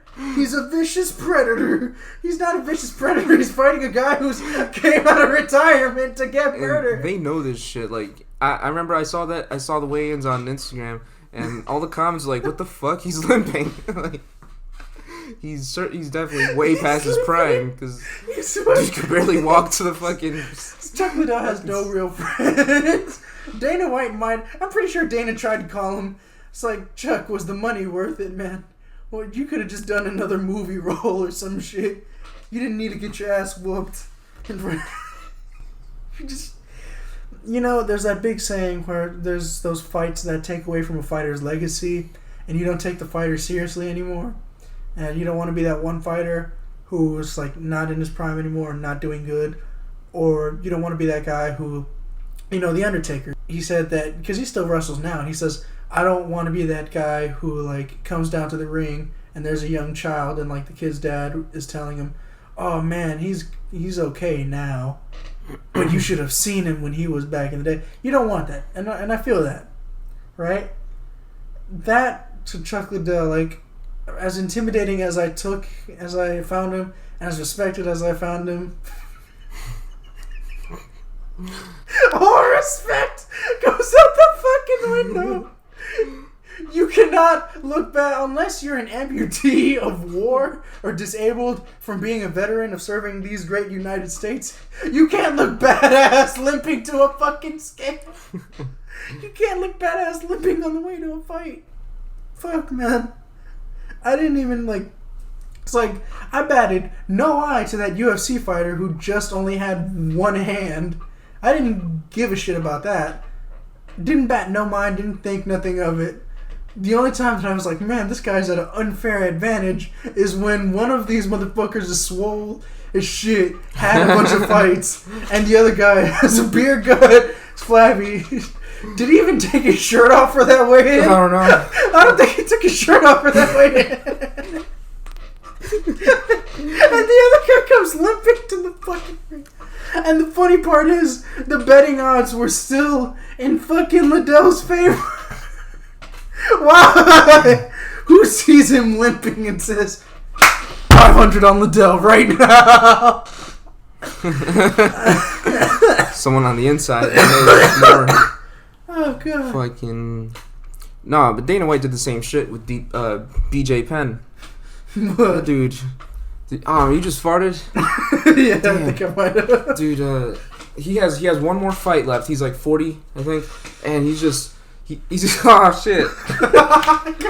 BJ Penn is coming off of 7 losses. Like he was a fucking legend, one of the best in his prime. He was one of the best, and he's a fucking legend. He's coming off of 7 losses. They got him another fight. Everybody's like, Dana, what the fuck's wrong with you? He's like, it's alright, it's his last fight. He wants it. The dude just got into... He just got into a fucking bar fight. He got knocked out by some random dude at a bar. Oh my God. That was his second bar fight. The other bar fight he won fucking like a few months ago. He wishes that bar fight counts as his UFC that one bar fight. Everybody was like, oh, he finally got a win. He finally got a win. And now he gets knocked out by some average fucking guy in a bar. Like, man. That's exactly how I felt when you started talking about how, like... Exactly. When you see fighters just, like, unintentionally shit on their legacy, and you don't want it, like... I loved Anderson the Spider Silva's match with DC. Granted, it was more of it was like watching a shitty wrestling match because it was more or less them rolling around. But I didn't give a shit. It was cool. You know, they actually did it. They were doing that. I didn't give a shit, right? What I did give, when I felt that, oh fuck, he's fucked, he's damaged, when Anderson Silva had that fight again. I forgot what his name was. I saw that live. And his leg just fucking broke. Oh, yeah. And I felt the pain in that man's eyes. I was like, no! I was just like, no! I was like, no! Silva, you can still do it. You can still do it. My mom was just like, my mom had to like talk me into realism. Like, he broke his fucking leg, son. I was like, he could still do it. He could use his limp leg like a nunchuck. Is that even called broken? It's like detached. It's only hanging by skin. Like, fuck. That was intense. Look, man, fucking, to me, I was like, he could have done it. I'm actually amazed that you can fix your leg up that quickly. Yeah, you know what? Give it props to that. Cause how the fuck he got his shit fixed and fighting again? I thought that was like a career-ending injury. Like, all right, you're fucked for life. Fucking, he healed that shit and then came back to doing fucking leg kicks again. Like, what the shit? That man is a fucking legend. You know, put some respect on Anderson the Spider Silva's name. Hell yeah, he's probably one of my favorites of all time, if not the most. Yeah. I was watching him in the mid-2000s when I was in high school and shit. He was like mine and my dad's favorite. He was me and my dad's favorite, man. Always watched Silva. In those days, you just see him come out, fucking, you don't know what's going to happen. Because I knew what was going to happen. Silva was going to fucking win. Well, yeah, you don't know how, though. In a badass way. Yeah, exactly. It was just fucking, some crazy shit was going to happen. I knew Silva was the greatest of all time when he knocked out a man in the top mount position while he was at the bottom. Yeah. And he got disqualified for it because you're not supposed to kick while you're down. Yeah. But by technicality, they did that bullshit to put that Japanese guy over. Because fucking anyone who's able to bend their foot while they're on the floor, kick forward, and knock someone out deserves a fucking medal. Yeah, that's knockout of the night. That was beautiful. And he lost just because of that bullshit. Mm-hmm. It's like, just like, I don't fucks with John Jones that much, but I think his only loss is bullshit. That 12-6 elbow. Oh, yeah. Mm-hmm. Yeah. Now, granted, I don't know why his shits don't come up as no contest with John Jones. They don't even count him as, like, losses or nothing. They just put him as no contest. Yeah. So it sucks when they put it as no contest. It doesn't go in the record books. It's like, you don't see... What, you want him to have losses? No, I think if you get a no contest, it should go under a tie. Oh. They don't put that. It should go under a draw. That's my honest opinion. But because the UFC, let me tell you, I told a friend once, I say that Floyd Mayweather killed boxing, but Floyd Mayweather fucks with UFC too. Because now, everybody in boxing and in UFC, all people give a shit about is, oh, let's see, does he have an undefeated record? What's his record though? Oh, he ain't shit, he took a loss. It's like, really? It's like, meanwhile, we got these great fights going on in the world of boxing, but because people are so fixated on dick riding Floyd, it's like anybody, the only legitimate Floyd knockout that I've seen Floyd Mayweather have, and the only time I've seen him made contact with somebody who he was fighting against, was his wife, and that was it.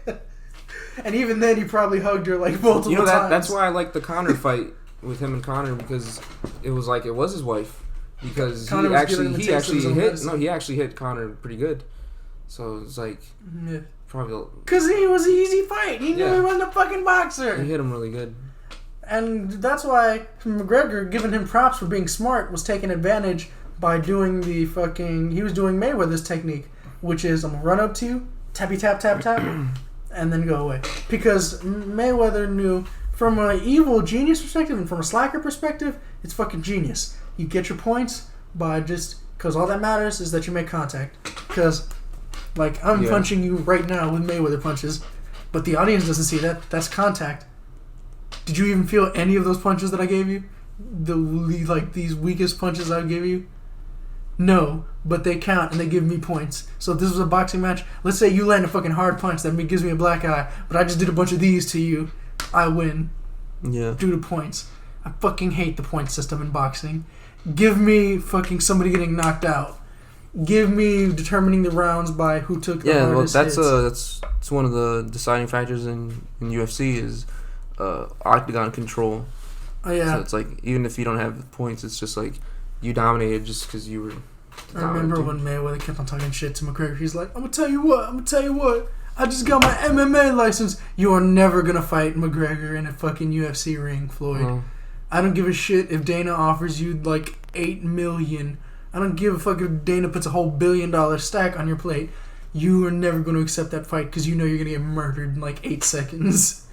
Like if you thought he beat Aldo fast, how fucking quickly do you think? Unless they put like some bullshit rules. No. Where Conor is only allowed to box and Mayweather's allowed to do anything. That'd be his the fucking rules that I put against my little brother when I used to fucking... I was like, alright, I can't kick you, I can only box you, and I can only stand on my knees. Alright, here you go. Yeah. It'd be like that. You're gonna see Mayweather. They're in the you're gonna see McGregor on his knees. I'll stand up to the fucking height. They've done that before. Like, fucking Muhammad Ali versus Antonio Inoki. That was some bullshit too. Ass because but of the rules. Muhammad Ali would have got his ass kicked, and he was a huge superstar. They can't just do him like that. I think Ali would have done a good job. Nah, he would have gotten killed. Well, Inoki was an amateur, and his thing was mainly takedown. So maybe because Ali is not that much of a takedown person. Although if he would have been trained with like wrestlers like he was going to, then he probably would have done it. That's like Mayweather versus Japanese dude. Oh. Japanese dude. That Japanese dude who did like Tenshin Nasukawa. The most obvious rigged fight of all time. Yeah, it was terrible. That was probably the rules. Can you imagine like what went down with that? That was so silly. Like that motherfucker was repping Terror Squad in 04 because he was just lean back. I think that was like some really high level elite type shit going on in Japan. Some Yakuza ass dudes are just like, oh, let's get fucking Mayweather. And they fucking pay him a fuck ton of money and they just staged this fight, had a huge fucking betting process and stuff. You take the fight for Mayweather and we let you live. You gotta get paid a fuck ton to get Mayweather to fight some dude. Some like random dude who's but that dude would have won. I think he would have won. Tension. Well, I think if it was a UFC fight, when you watch the fucking McGregor fight, McGregor is a UFC fighter, so you would see these instances where he'd pick up his foot and then put it immediately back down, like slightly, not like making it obvious, but making it obvious to like fighting fans. Oh shit, he's getting tempted to kick him, but that's not out of just like him not knowing the rules. That's him. That's his force of nature. That's his habitat. He's in an area where he can kick you. Yeah. Because if he could kick McGregor, if he was allowed to kick Mayweather, Mayweather would have been fucking murdered in the middle of that ring in front of us all. We'd been like, oh shit, finally. Because I remember boxing used to be big in the early 2000s. Now it's coming back. Yeah, boxing's hugely coming back now. Coming back huge now. Especially with those Russian motherfuckers, man. Those Russian motherfuckers are intimidating as shit. I was like, you don't know what goes on in Russia. This fucking fat dude making dad bodies cool again. Andy Ruiz Jr., bro. Hell yeah. Fuck yeah. Gave it all to all this chubby Mexicans. Not only that, like he beat this fucking perfect specimen of a man. This guy just looks gigantic. Anthony Joshua. Fucking, if you like, his body just looks perfect. It looks like he's like a he looks like he's the most stereotypical athlete. Yeah, fucking statue of David-esque type shit. Are you? Jesus Christ! Stop writing this man's dick. We get the point. No, I'm just saying, like, and then you look at Andy Reeves. Looks like he doesn't even work out.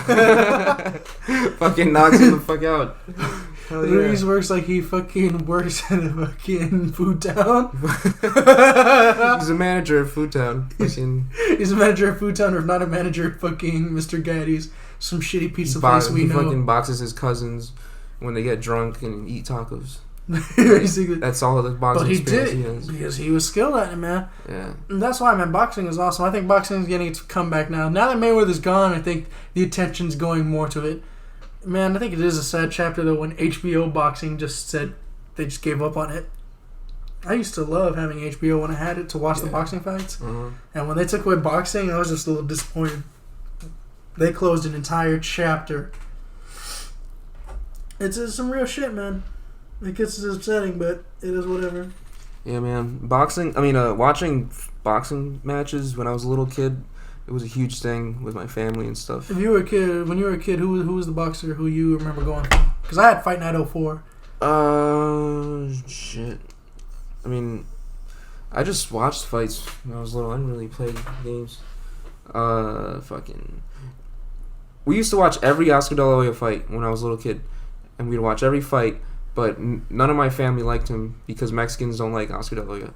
Is it because he talks shit too much or what? It's because when he won the they call him the Golden Boy because he won gold in the Olympics, but he represented the USA. Oh, okay. And that's why Mexicans hate him. But he's born in this country. Andy Ruiz was born in this country, but represented Mexico in the Olympics. So it was like some shit like that where they say Andy Ruiz like the first heavyweight Mexican, even though he's American. But I don't know. It's still American. But yeah, I remember watching Oscar De La Hoya all the time. Well, De La Hoya's middleweight though. Yeah. If I'm not mistaken, yeah. But no, when I was watching that, and then we would watch every fight, and then fucking everybody hated him. I remember where everybody was trying. So as a kid, my favorite boxer was Roy Jones Jr. Roy Jones Jr. was a shit to me back in the day, bro. Intimidating, could kick your ass, had everything. Then George Foreman was like a good secondary favorite, only because I liked the George Foreman grill. I was actively rooting for him. For his contributions to the culinary business and the fucking amazingness that is. That's like saying, who's your favorite grill maker? Fucking George Foreman, because he also boxes. No, Hank Hill. Hank Hill, he sends propane and propane accessories.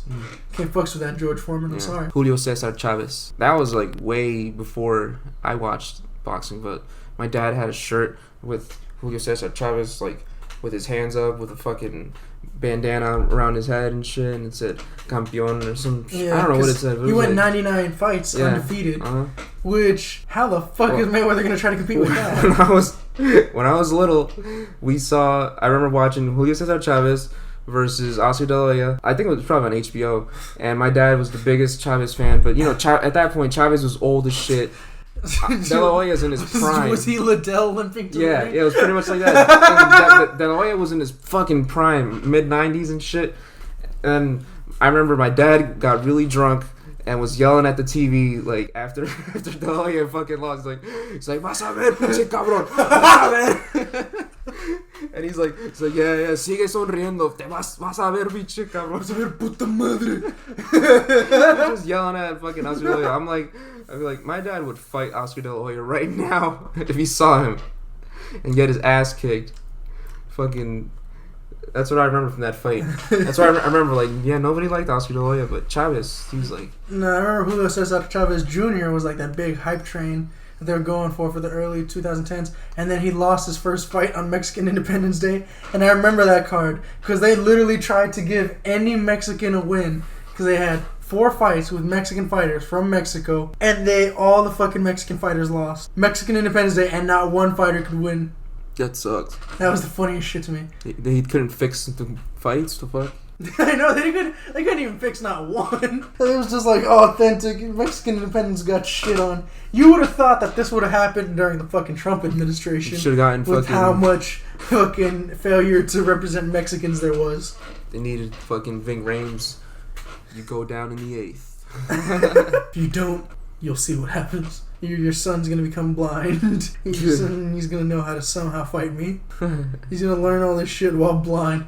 People barely learn how to fucking master martial arts where they're fully capable of seeing from both eyes. And we're supposed to believe this blind motherfucker is supposed to have the capabilities and wherewithal to know how to do this. Like, who said, alright, blind kid, I'm gonna teach you? Wait, ooh, Daredevil? Yeah, who do you think? Who taught Daredevil? His fucking dad? No. Because his dad just taught him how to box. Yeah. Well, that was his foundation, boxing. And then he got blind and just became a superhuman. It's like if you watch the Netflix Daredevil, he didn't even use that much boxing in his fighting style. Yeah, he did. Really? He didn't really. I didn't see him use it that much. I saw like generic open punches, but I didn't see him like getting too regular. He did it a few times. Yeah. Nah, man, fucking. Yeah, so boxing, that was another thing, man. Now that we've talked about basically almost all of our idols and seen how they kind of fell the fuck off. Was that the subject of this fucking shit? The our idols that fell off. No.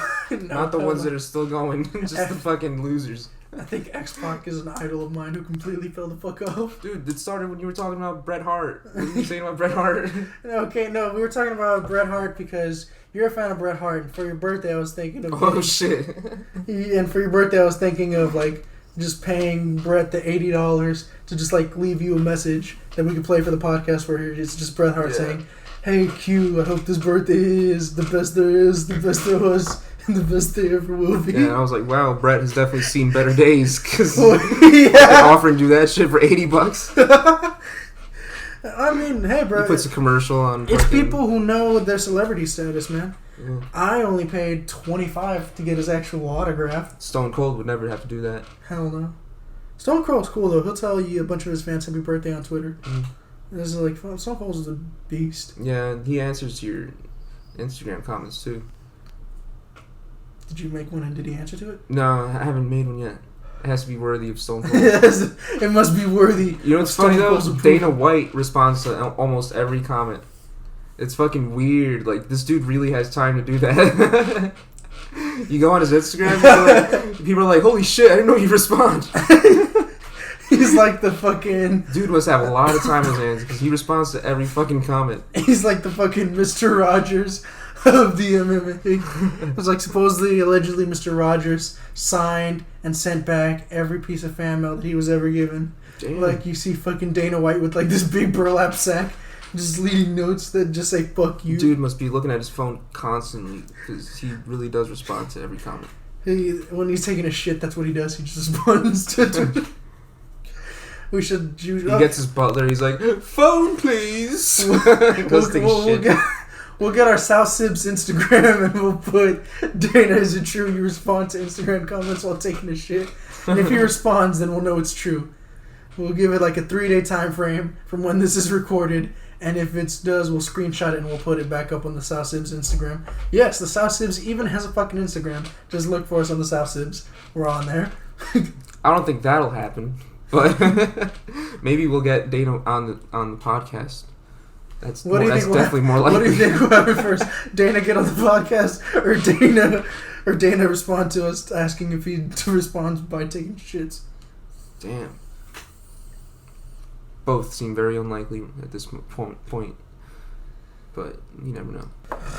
Think about Dana White. Dana White, our heroes. What the fuck are maybe heroes? he'll get on the fucking podcast if we can tell him that we're just here to talk shit about who's somebody who doesn't like. We're just like, hey, we need to do a podcast about Oscar De La Hoya, Quarterman Stitch, and we need your opinions on them. He just takes a fucking private jet, flies over to this fucking studio and comes, hey boys, I heard you want to fucking... He tries to lowball us. The day fucking UFC goes bankrupt, Dana White falls off, fucking just like, hey Dana, want to come on a podcast? How much is it? I'll give you $100. I'll do it. I'm glad fucking, Stone Cold Steve Austin was one of my biggest fucking idols growing up. I love seeing him. And then it's great to know that he hasn't fallen off. He's still fucking huge. He is so huge. He has this fucking show on USA Network. Yeah. It's pretty cool. It's kind of like a late show setup. But I've never seen it, but... No, it's just recent. It just started like 2 weeks ago. It's called Straight Up Steve Austin. He had Sal Volcano on it. Yeah, he had Sal on the first episode. But he interviews celebrities, but he does it while chilling with them, doing the most Stone Cold imaginable shit. Just like, fucking badass I shit. could see Stone Cold fucking trying to interview you while riding a monster truck. Like, he actually is riding in the monster truck and shit, shooting and shit. It's like the most American show. Yeah. It's like, describe America with one show of this. Asking serious questions while fucking shooting and shit. And this podcast has gone great, too. It'd be cool if the intro to that song was fucking his Titantron song.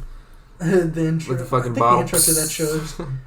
I think it is, because USA get some amount of rights, because WWE is a producer on that show. So it's just like executively produced by WWE.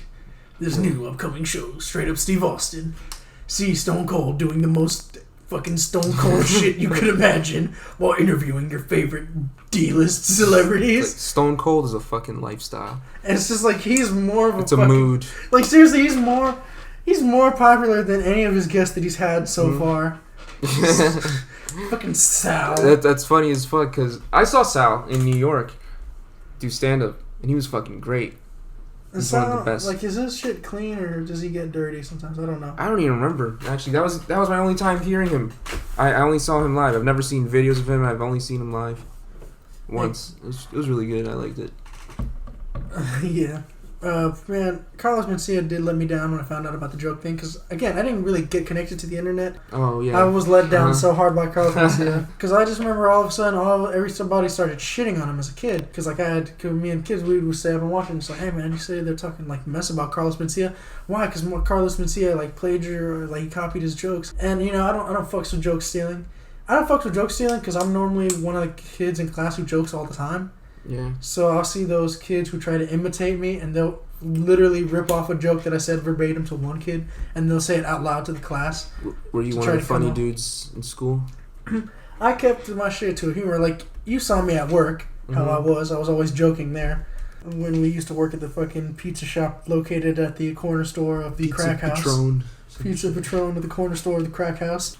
Because we're... Fucking Five Guys, or what the fuck was it called? I don't know. You know, I never had this band fall off technically, but everybody, when I said that I listened to them more and more, was disappointed. I had Nickelback albums. My first album that I purchased was the Nickelback All the Right Reasons album. And like fucking... I didn't notice that anybody started shitting on them until like I got on the internet in like fucking 2011, and all of a sudden everybody's just shitting on Nickelback, and I was like, what the fuck happened? You know, I've never listened to Nickelback because everyone shits on them. I just assume they're like this shitty band. I'm just like, have you even tried listening to them? I've seen the memes. No. We need to get you to listen to some Nickelback. Hillary loves Nickelback. No thanks. Jesus Christ, really? I've seen them. Cardi loves Sanders. Mm-hmm. That's the weirdest thing. I didn't even know that she knew things about politics. I think she knew things. He thought she literally just knew how to rap and shake her ass, and that was it. Yeah. Well, I mean, you're describing like a majority of the female hip hop genre at that point. But anyways, fucking, I didn't really see her knowing as much, but I think celebrities need to recommend people who are more educated than themselves and to give reasonings. So, like, Cardi explained why she fucks with Sanders. That's fine. That's good. Don't try to be like, you need to vote for him because this, and that. Just be like, look, this is what he told, and this is from what I know, this is what he was able to teach me. And then try to teach others, right? Pass it on. Knowledge, motherfuckers. So, yeah, Nickelback just kept on getting shit on. And I was just, like, disappointed. I was like, why, Nickelback? I saw a video of, this is so many years ago, this is like this old as shit. Nickelback is like doing a big concert. They're outside. It's like a festival. Oh yeah, they're getting pelted with rocks. And then no, I don't know. They're in Portugal, and then they're like, "Are there any Nickelback fans in Portugal?" And they all just like, "Oh." He's like, "All right, we're out." Like, fuck you then. I never heard of that. It's funny as fuck. She's straight up at, "Are there any Nickelback fans in Portugal?" Oh no! Everyone's whistling at them and shit. No. Fuck you, Nickelback. They're doing the old wrestling fan chant when Vince McMahon comes out. Asshole, asshole, asshole. You suck dick. You suck dick. You suck dick. Fucking Vince McMahon had like a ratings war with Dana White, sort of. Not a ratings, like a time slot type thing going on, where because they were both on Spike, was it? Were they both on Spike at some point? They're both on Spike. Ultimate Fighter and Raw were on Spike for a short while. So I forgot what it was. Like they couldn't have the same thing on the same day or something. And I think they wanted to have UFC on Mondays or some shit. Yeah, they wanted to move. There was this whole thing. Because supposedly that's what inspired the whole them going back to the USA Network. Because I remember when they were on Spike for such a short while. But it was funny. It was like all their good years where they were like the early 2000 Ruthless Aggression was while they were on Spike. Yeah. So it was just like, huh. And plus, I felt like Spike was awesome channel for them. And as a kid, Spike TV was like supposedly like the most manliest network of all time. Yeah. Like, talking about places that fucking target male masculinity, Spike was that place, man. Mm-hmm. And it was just, like, hilarious. Mansers. Yeah. I used to watch that channel, like, all fucking day. It was just like, can there really be a technique to rip someone's heart out using karate? We find out on Mansers. I don't even think that's how the fucking show sounded. But I think it did sound. I'm just trying to make it sound as masculine and douchey as possible. It's just like, if we could get anybody. You ever watched The Man Show? No. Fucking, this is what surprised me, is that Jimmy Kimmel was on that show. And Jimmy Kimmel is so huge today But he was doing the man show. Like he was like a beer belly dude and just looking all out of shape with Adam Carolla, and they had a show. And then every night it was just manly shit. It was kind of like that, like Mansers. But then at the end they'd be like, and now women jumping on trampolines. They just showed bitches jumping on trampolines, and that's how every show ended. So now I have like inclusions. I was like, see, we have inclusion of females. Here's literally women on trampolines. Mm-hmm. I like how he says, like, with their fucking circus animals. And now, ladies and gentlemen, please step up, and we have bitches on trampolines. Bitches on trampoliines from the springs boards of oh my. Fucking sounding like a 1940s carny. Yeah. Oh man, I fucking hated like local carnivals. And I was a military kid, so you'd like these USO carnivals. The food was always good, but the games always sucked because they tried to make it impossible to fucking win. Same with going to rodeo now. It was just like, step right up, young man, and pop 3 balloons and you win. Alright, kid, you get 6 darts, pop them 3 in a row. Oh, and they have to be in this first show for the big prize. Man, what the fuck is this? Man, I've never seen anything like. Alright, so I went to the road. I've been to the rodeo. To like any like fucking carnival? Oh yeah. I'm saying like yeah. Alright, compare. They're mostly Italian though. It was like Italian stuff because the town I grew up in was Italian. They had a fair, so it was like it was really all Italian shit. Like food, it was just. Anyways, what I was getting to the point was I grew up with this kind of certain type of carnival where it was just. It's weird because everything was Italian. It was like they're smoking in every fucking exhibit. No, it was just like they have like music, like bands like. Oh wow! So it was like Tuscany style. And they have like fucking all kinds of cool food, Zeppelis, which I can't find them in Texas.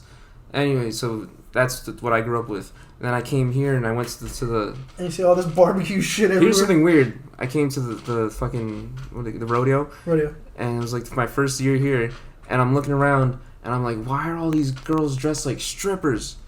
Oh, yeah, man. And I was like, oh, because in New Jersey, the only girls that dress like cowgirls are strippers. So it was like a thing. I was like I seriously like, this is a fucking stripper convention? Like, what is going on here? That was like a real culture shock. Oh, okay, so you thought that all the girls dressed up like sexy cowgirls were just strippers. Yeah, well, they but look it was like that. actually them just being regular cowgirls because the fact that dressing up like cowgirls. That's something weird too. Everybody dresses up like a cowboy and shit. I did. I did. So did my girlfriend. But just for the fair, like, why isn't that part of your wardrobe just all the time?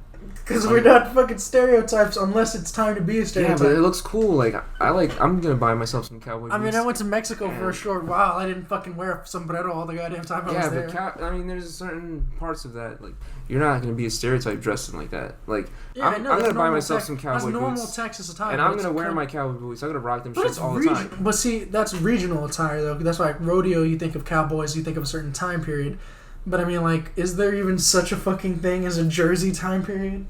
I don't even know what the fuck that means. Yeah. I just know I have uncles that always wear cowboy boots, and it's like, that's cool, man. That, like, don't make it your costume. How are you gonna just rock that outfit once a year? Well, see, I wear it all the time that I go to the rodeo. I try to go to the rodeo more than once. Well, I mean, that's what I mean, like, just at the rodeo. But you mean like?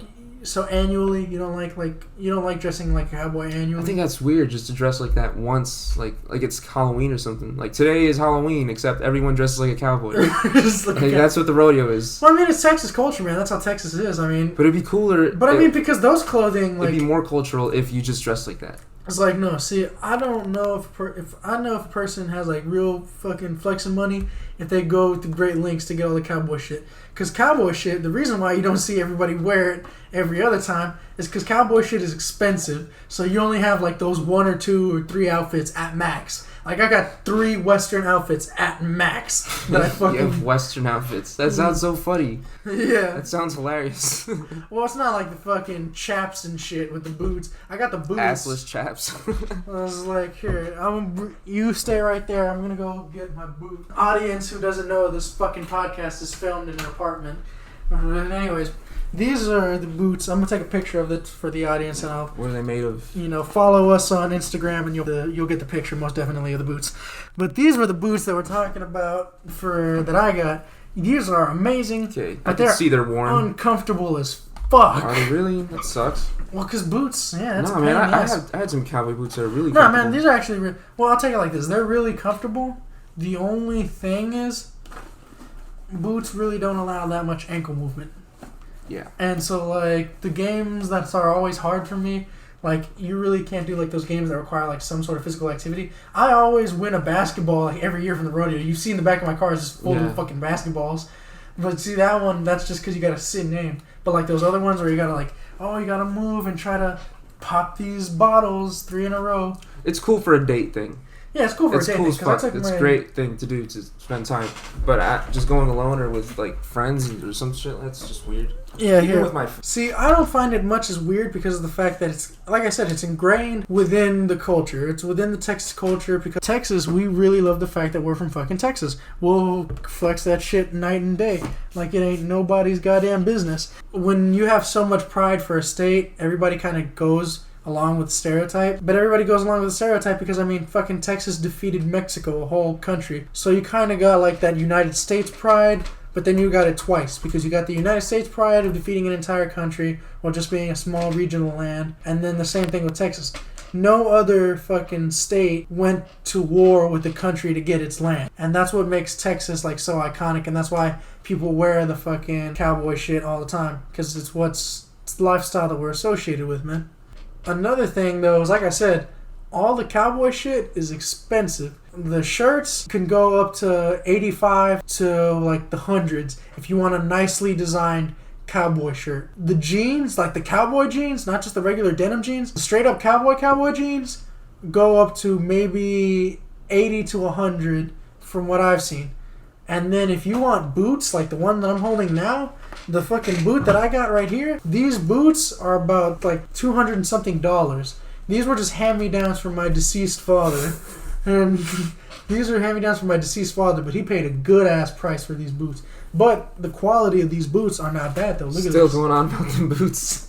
Yeah, still going on about the boots. But that's why it's expensive as shit, man. I want to get some, like, my dad has ostrich leather, and it's cool because you can see where, like, their feather quills were. You never seen ostrich fucking boots? No, I've never seen ostrich boots. Yeah, please enlighten me. They're really cool. They have, like, they have dots on them because that's where their feathers were. So you know it's ostrich because they have dots on the leather. But, I follow this dude on Instagram who, he kills pythons because they're an invasive species in Florida.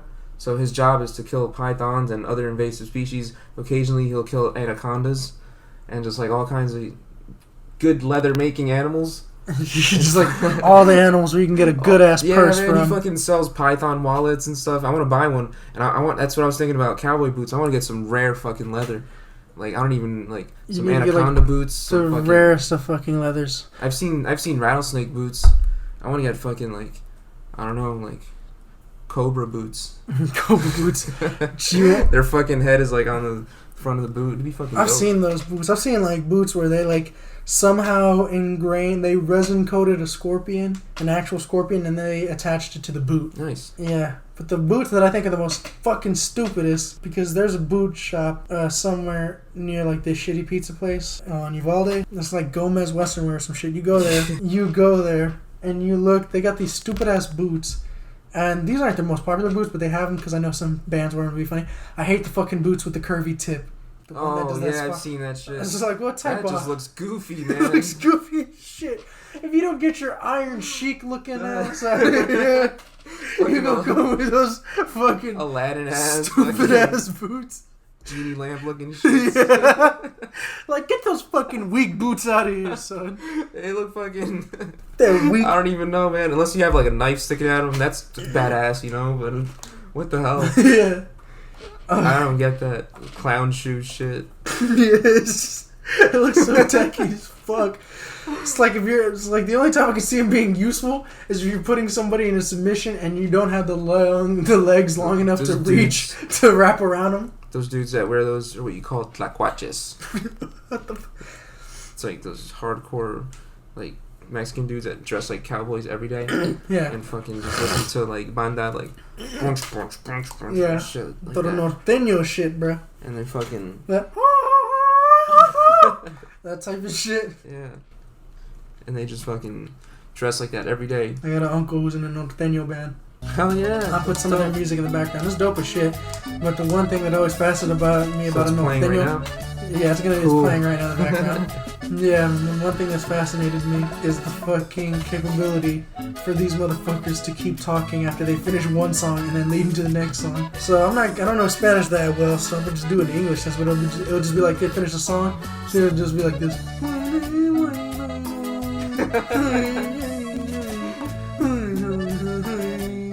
Fucking accordion solo and shit. Song's over. And then they'll just like talk from one song to the next song, like, señoras y caballeros. Just like, thank you for listening to this performance. Beautiful evening. Beautiful evening. Just like, fucking, normally most of the time this shit would take place at quinceañera, so it'd be like, beautiful, beautiful quinceañera, Señora Quince, and they'll fucking say her last name like 3 times and shit. No, they'll end the song, talk about what the fuck is going on, and then thank you every time after they thank you for every song. You would think these fuckers were Canadian with the amount of excessive thanking after a goddamn song. He's like, thank you, ladies and gentlemen, thank you for taking the time to listen to us once again. And it's like, you say your band name, talk about that, talk about the people, talk about like lovely people, lovely thing, lovely evening, how many ladies in the audience. You sound and like then from there, fucking, you finish, and then all of a sudden you're done with that. Okay, let's be, and then like you don't say, okay, let's begin. No, you transition into the other song. Like the band in the background starts playing the song, and you're just like, thank you everybody for this evening. You go back to that shit. You fucking just sounded like them auctioneers at the fucking That's how they rodeo. fucking sound though. They'll finish a song and continue talking, but they'll do it in Spanish. I'll be like, have you heard the rap song of that? What? With the auction dudes, they have a rap song, and they have you dudes doing their fast talking shit over a beat. It's fucking cool as shit. I've witnessed that before. It's called Busta Rhymes. Oh hell yeah! Fucking Busta Rhymes is amazing. Flip Mode is the greatest. Cause like, name me any other rapper who fucking can beat the shit out of Michael Myers. Busta Rhymes beat the shit out of Michael Myers. Wait, what rapper was in fucking The Leprechaun? Ice-T. Ice-T? Leprechaun Back to the Hood.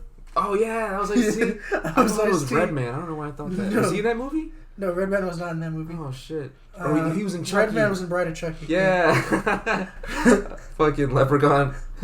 There's that joke that says if a rapper's in your horror movie, it's not going to be good. And I'm not going to lie, I have yet to see that stereotype proven wrong. Quad, fucking, I like fucking Leprechaun in the Hood. That shit was hilarious. Yeah, but it was ultimately a comedy movie. Yeah. It wasn't like a... All the Leprechauns are comedies. A friend with weed is a friend indeed. How you gonna kill somebody who just let you smoke reefer with them? He's fucking ruthless. You a bitch, Leprechaun. He's a leprechaun, man. No, you'd be a bitch for that if you kill me after I let you toke on my good shit. You toke on my good shit and you just gonna come kill me afterwards? And you gonna kill me with my own bong, too? What the fuck? Let's cut it off, everybody. Man, thank y'all once again, audience, for taking a listen. Again, appreciate it. Follow us again, Instagram, Twitter. And, thank y'all once again for your time. It's me, H.E.C. Adios, motherfuckers. My name is Q. You can follow me at... That's for another time, guys. Yeah, we're just... The Instagram remains anonymous. It's Q the Comedian, me the H.E.C. Thank y'all once again. Sounds good, yeah. Q the Comedian is what we had to stick with. That's why I put on the fucking YouTube algorithm thing, because it wouldn't let me just go off Q. Oh, that's perfect. So it's just like, alright, Q the Comedian. It's perfect. So Q the Comedian.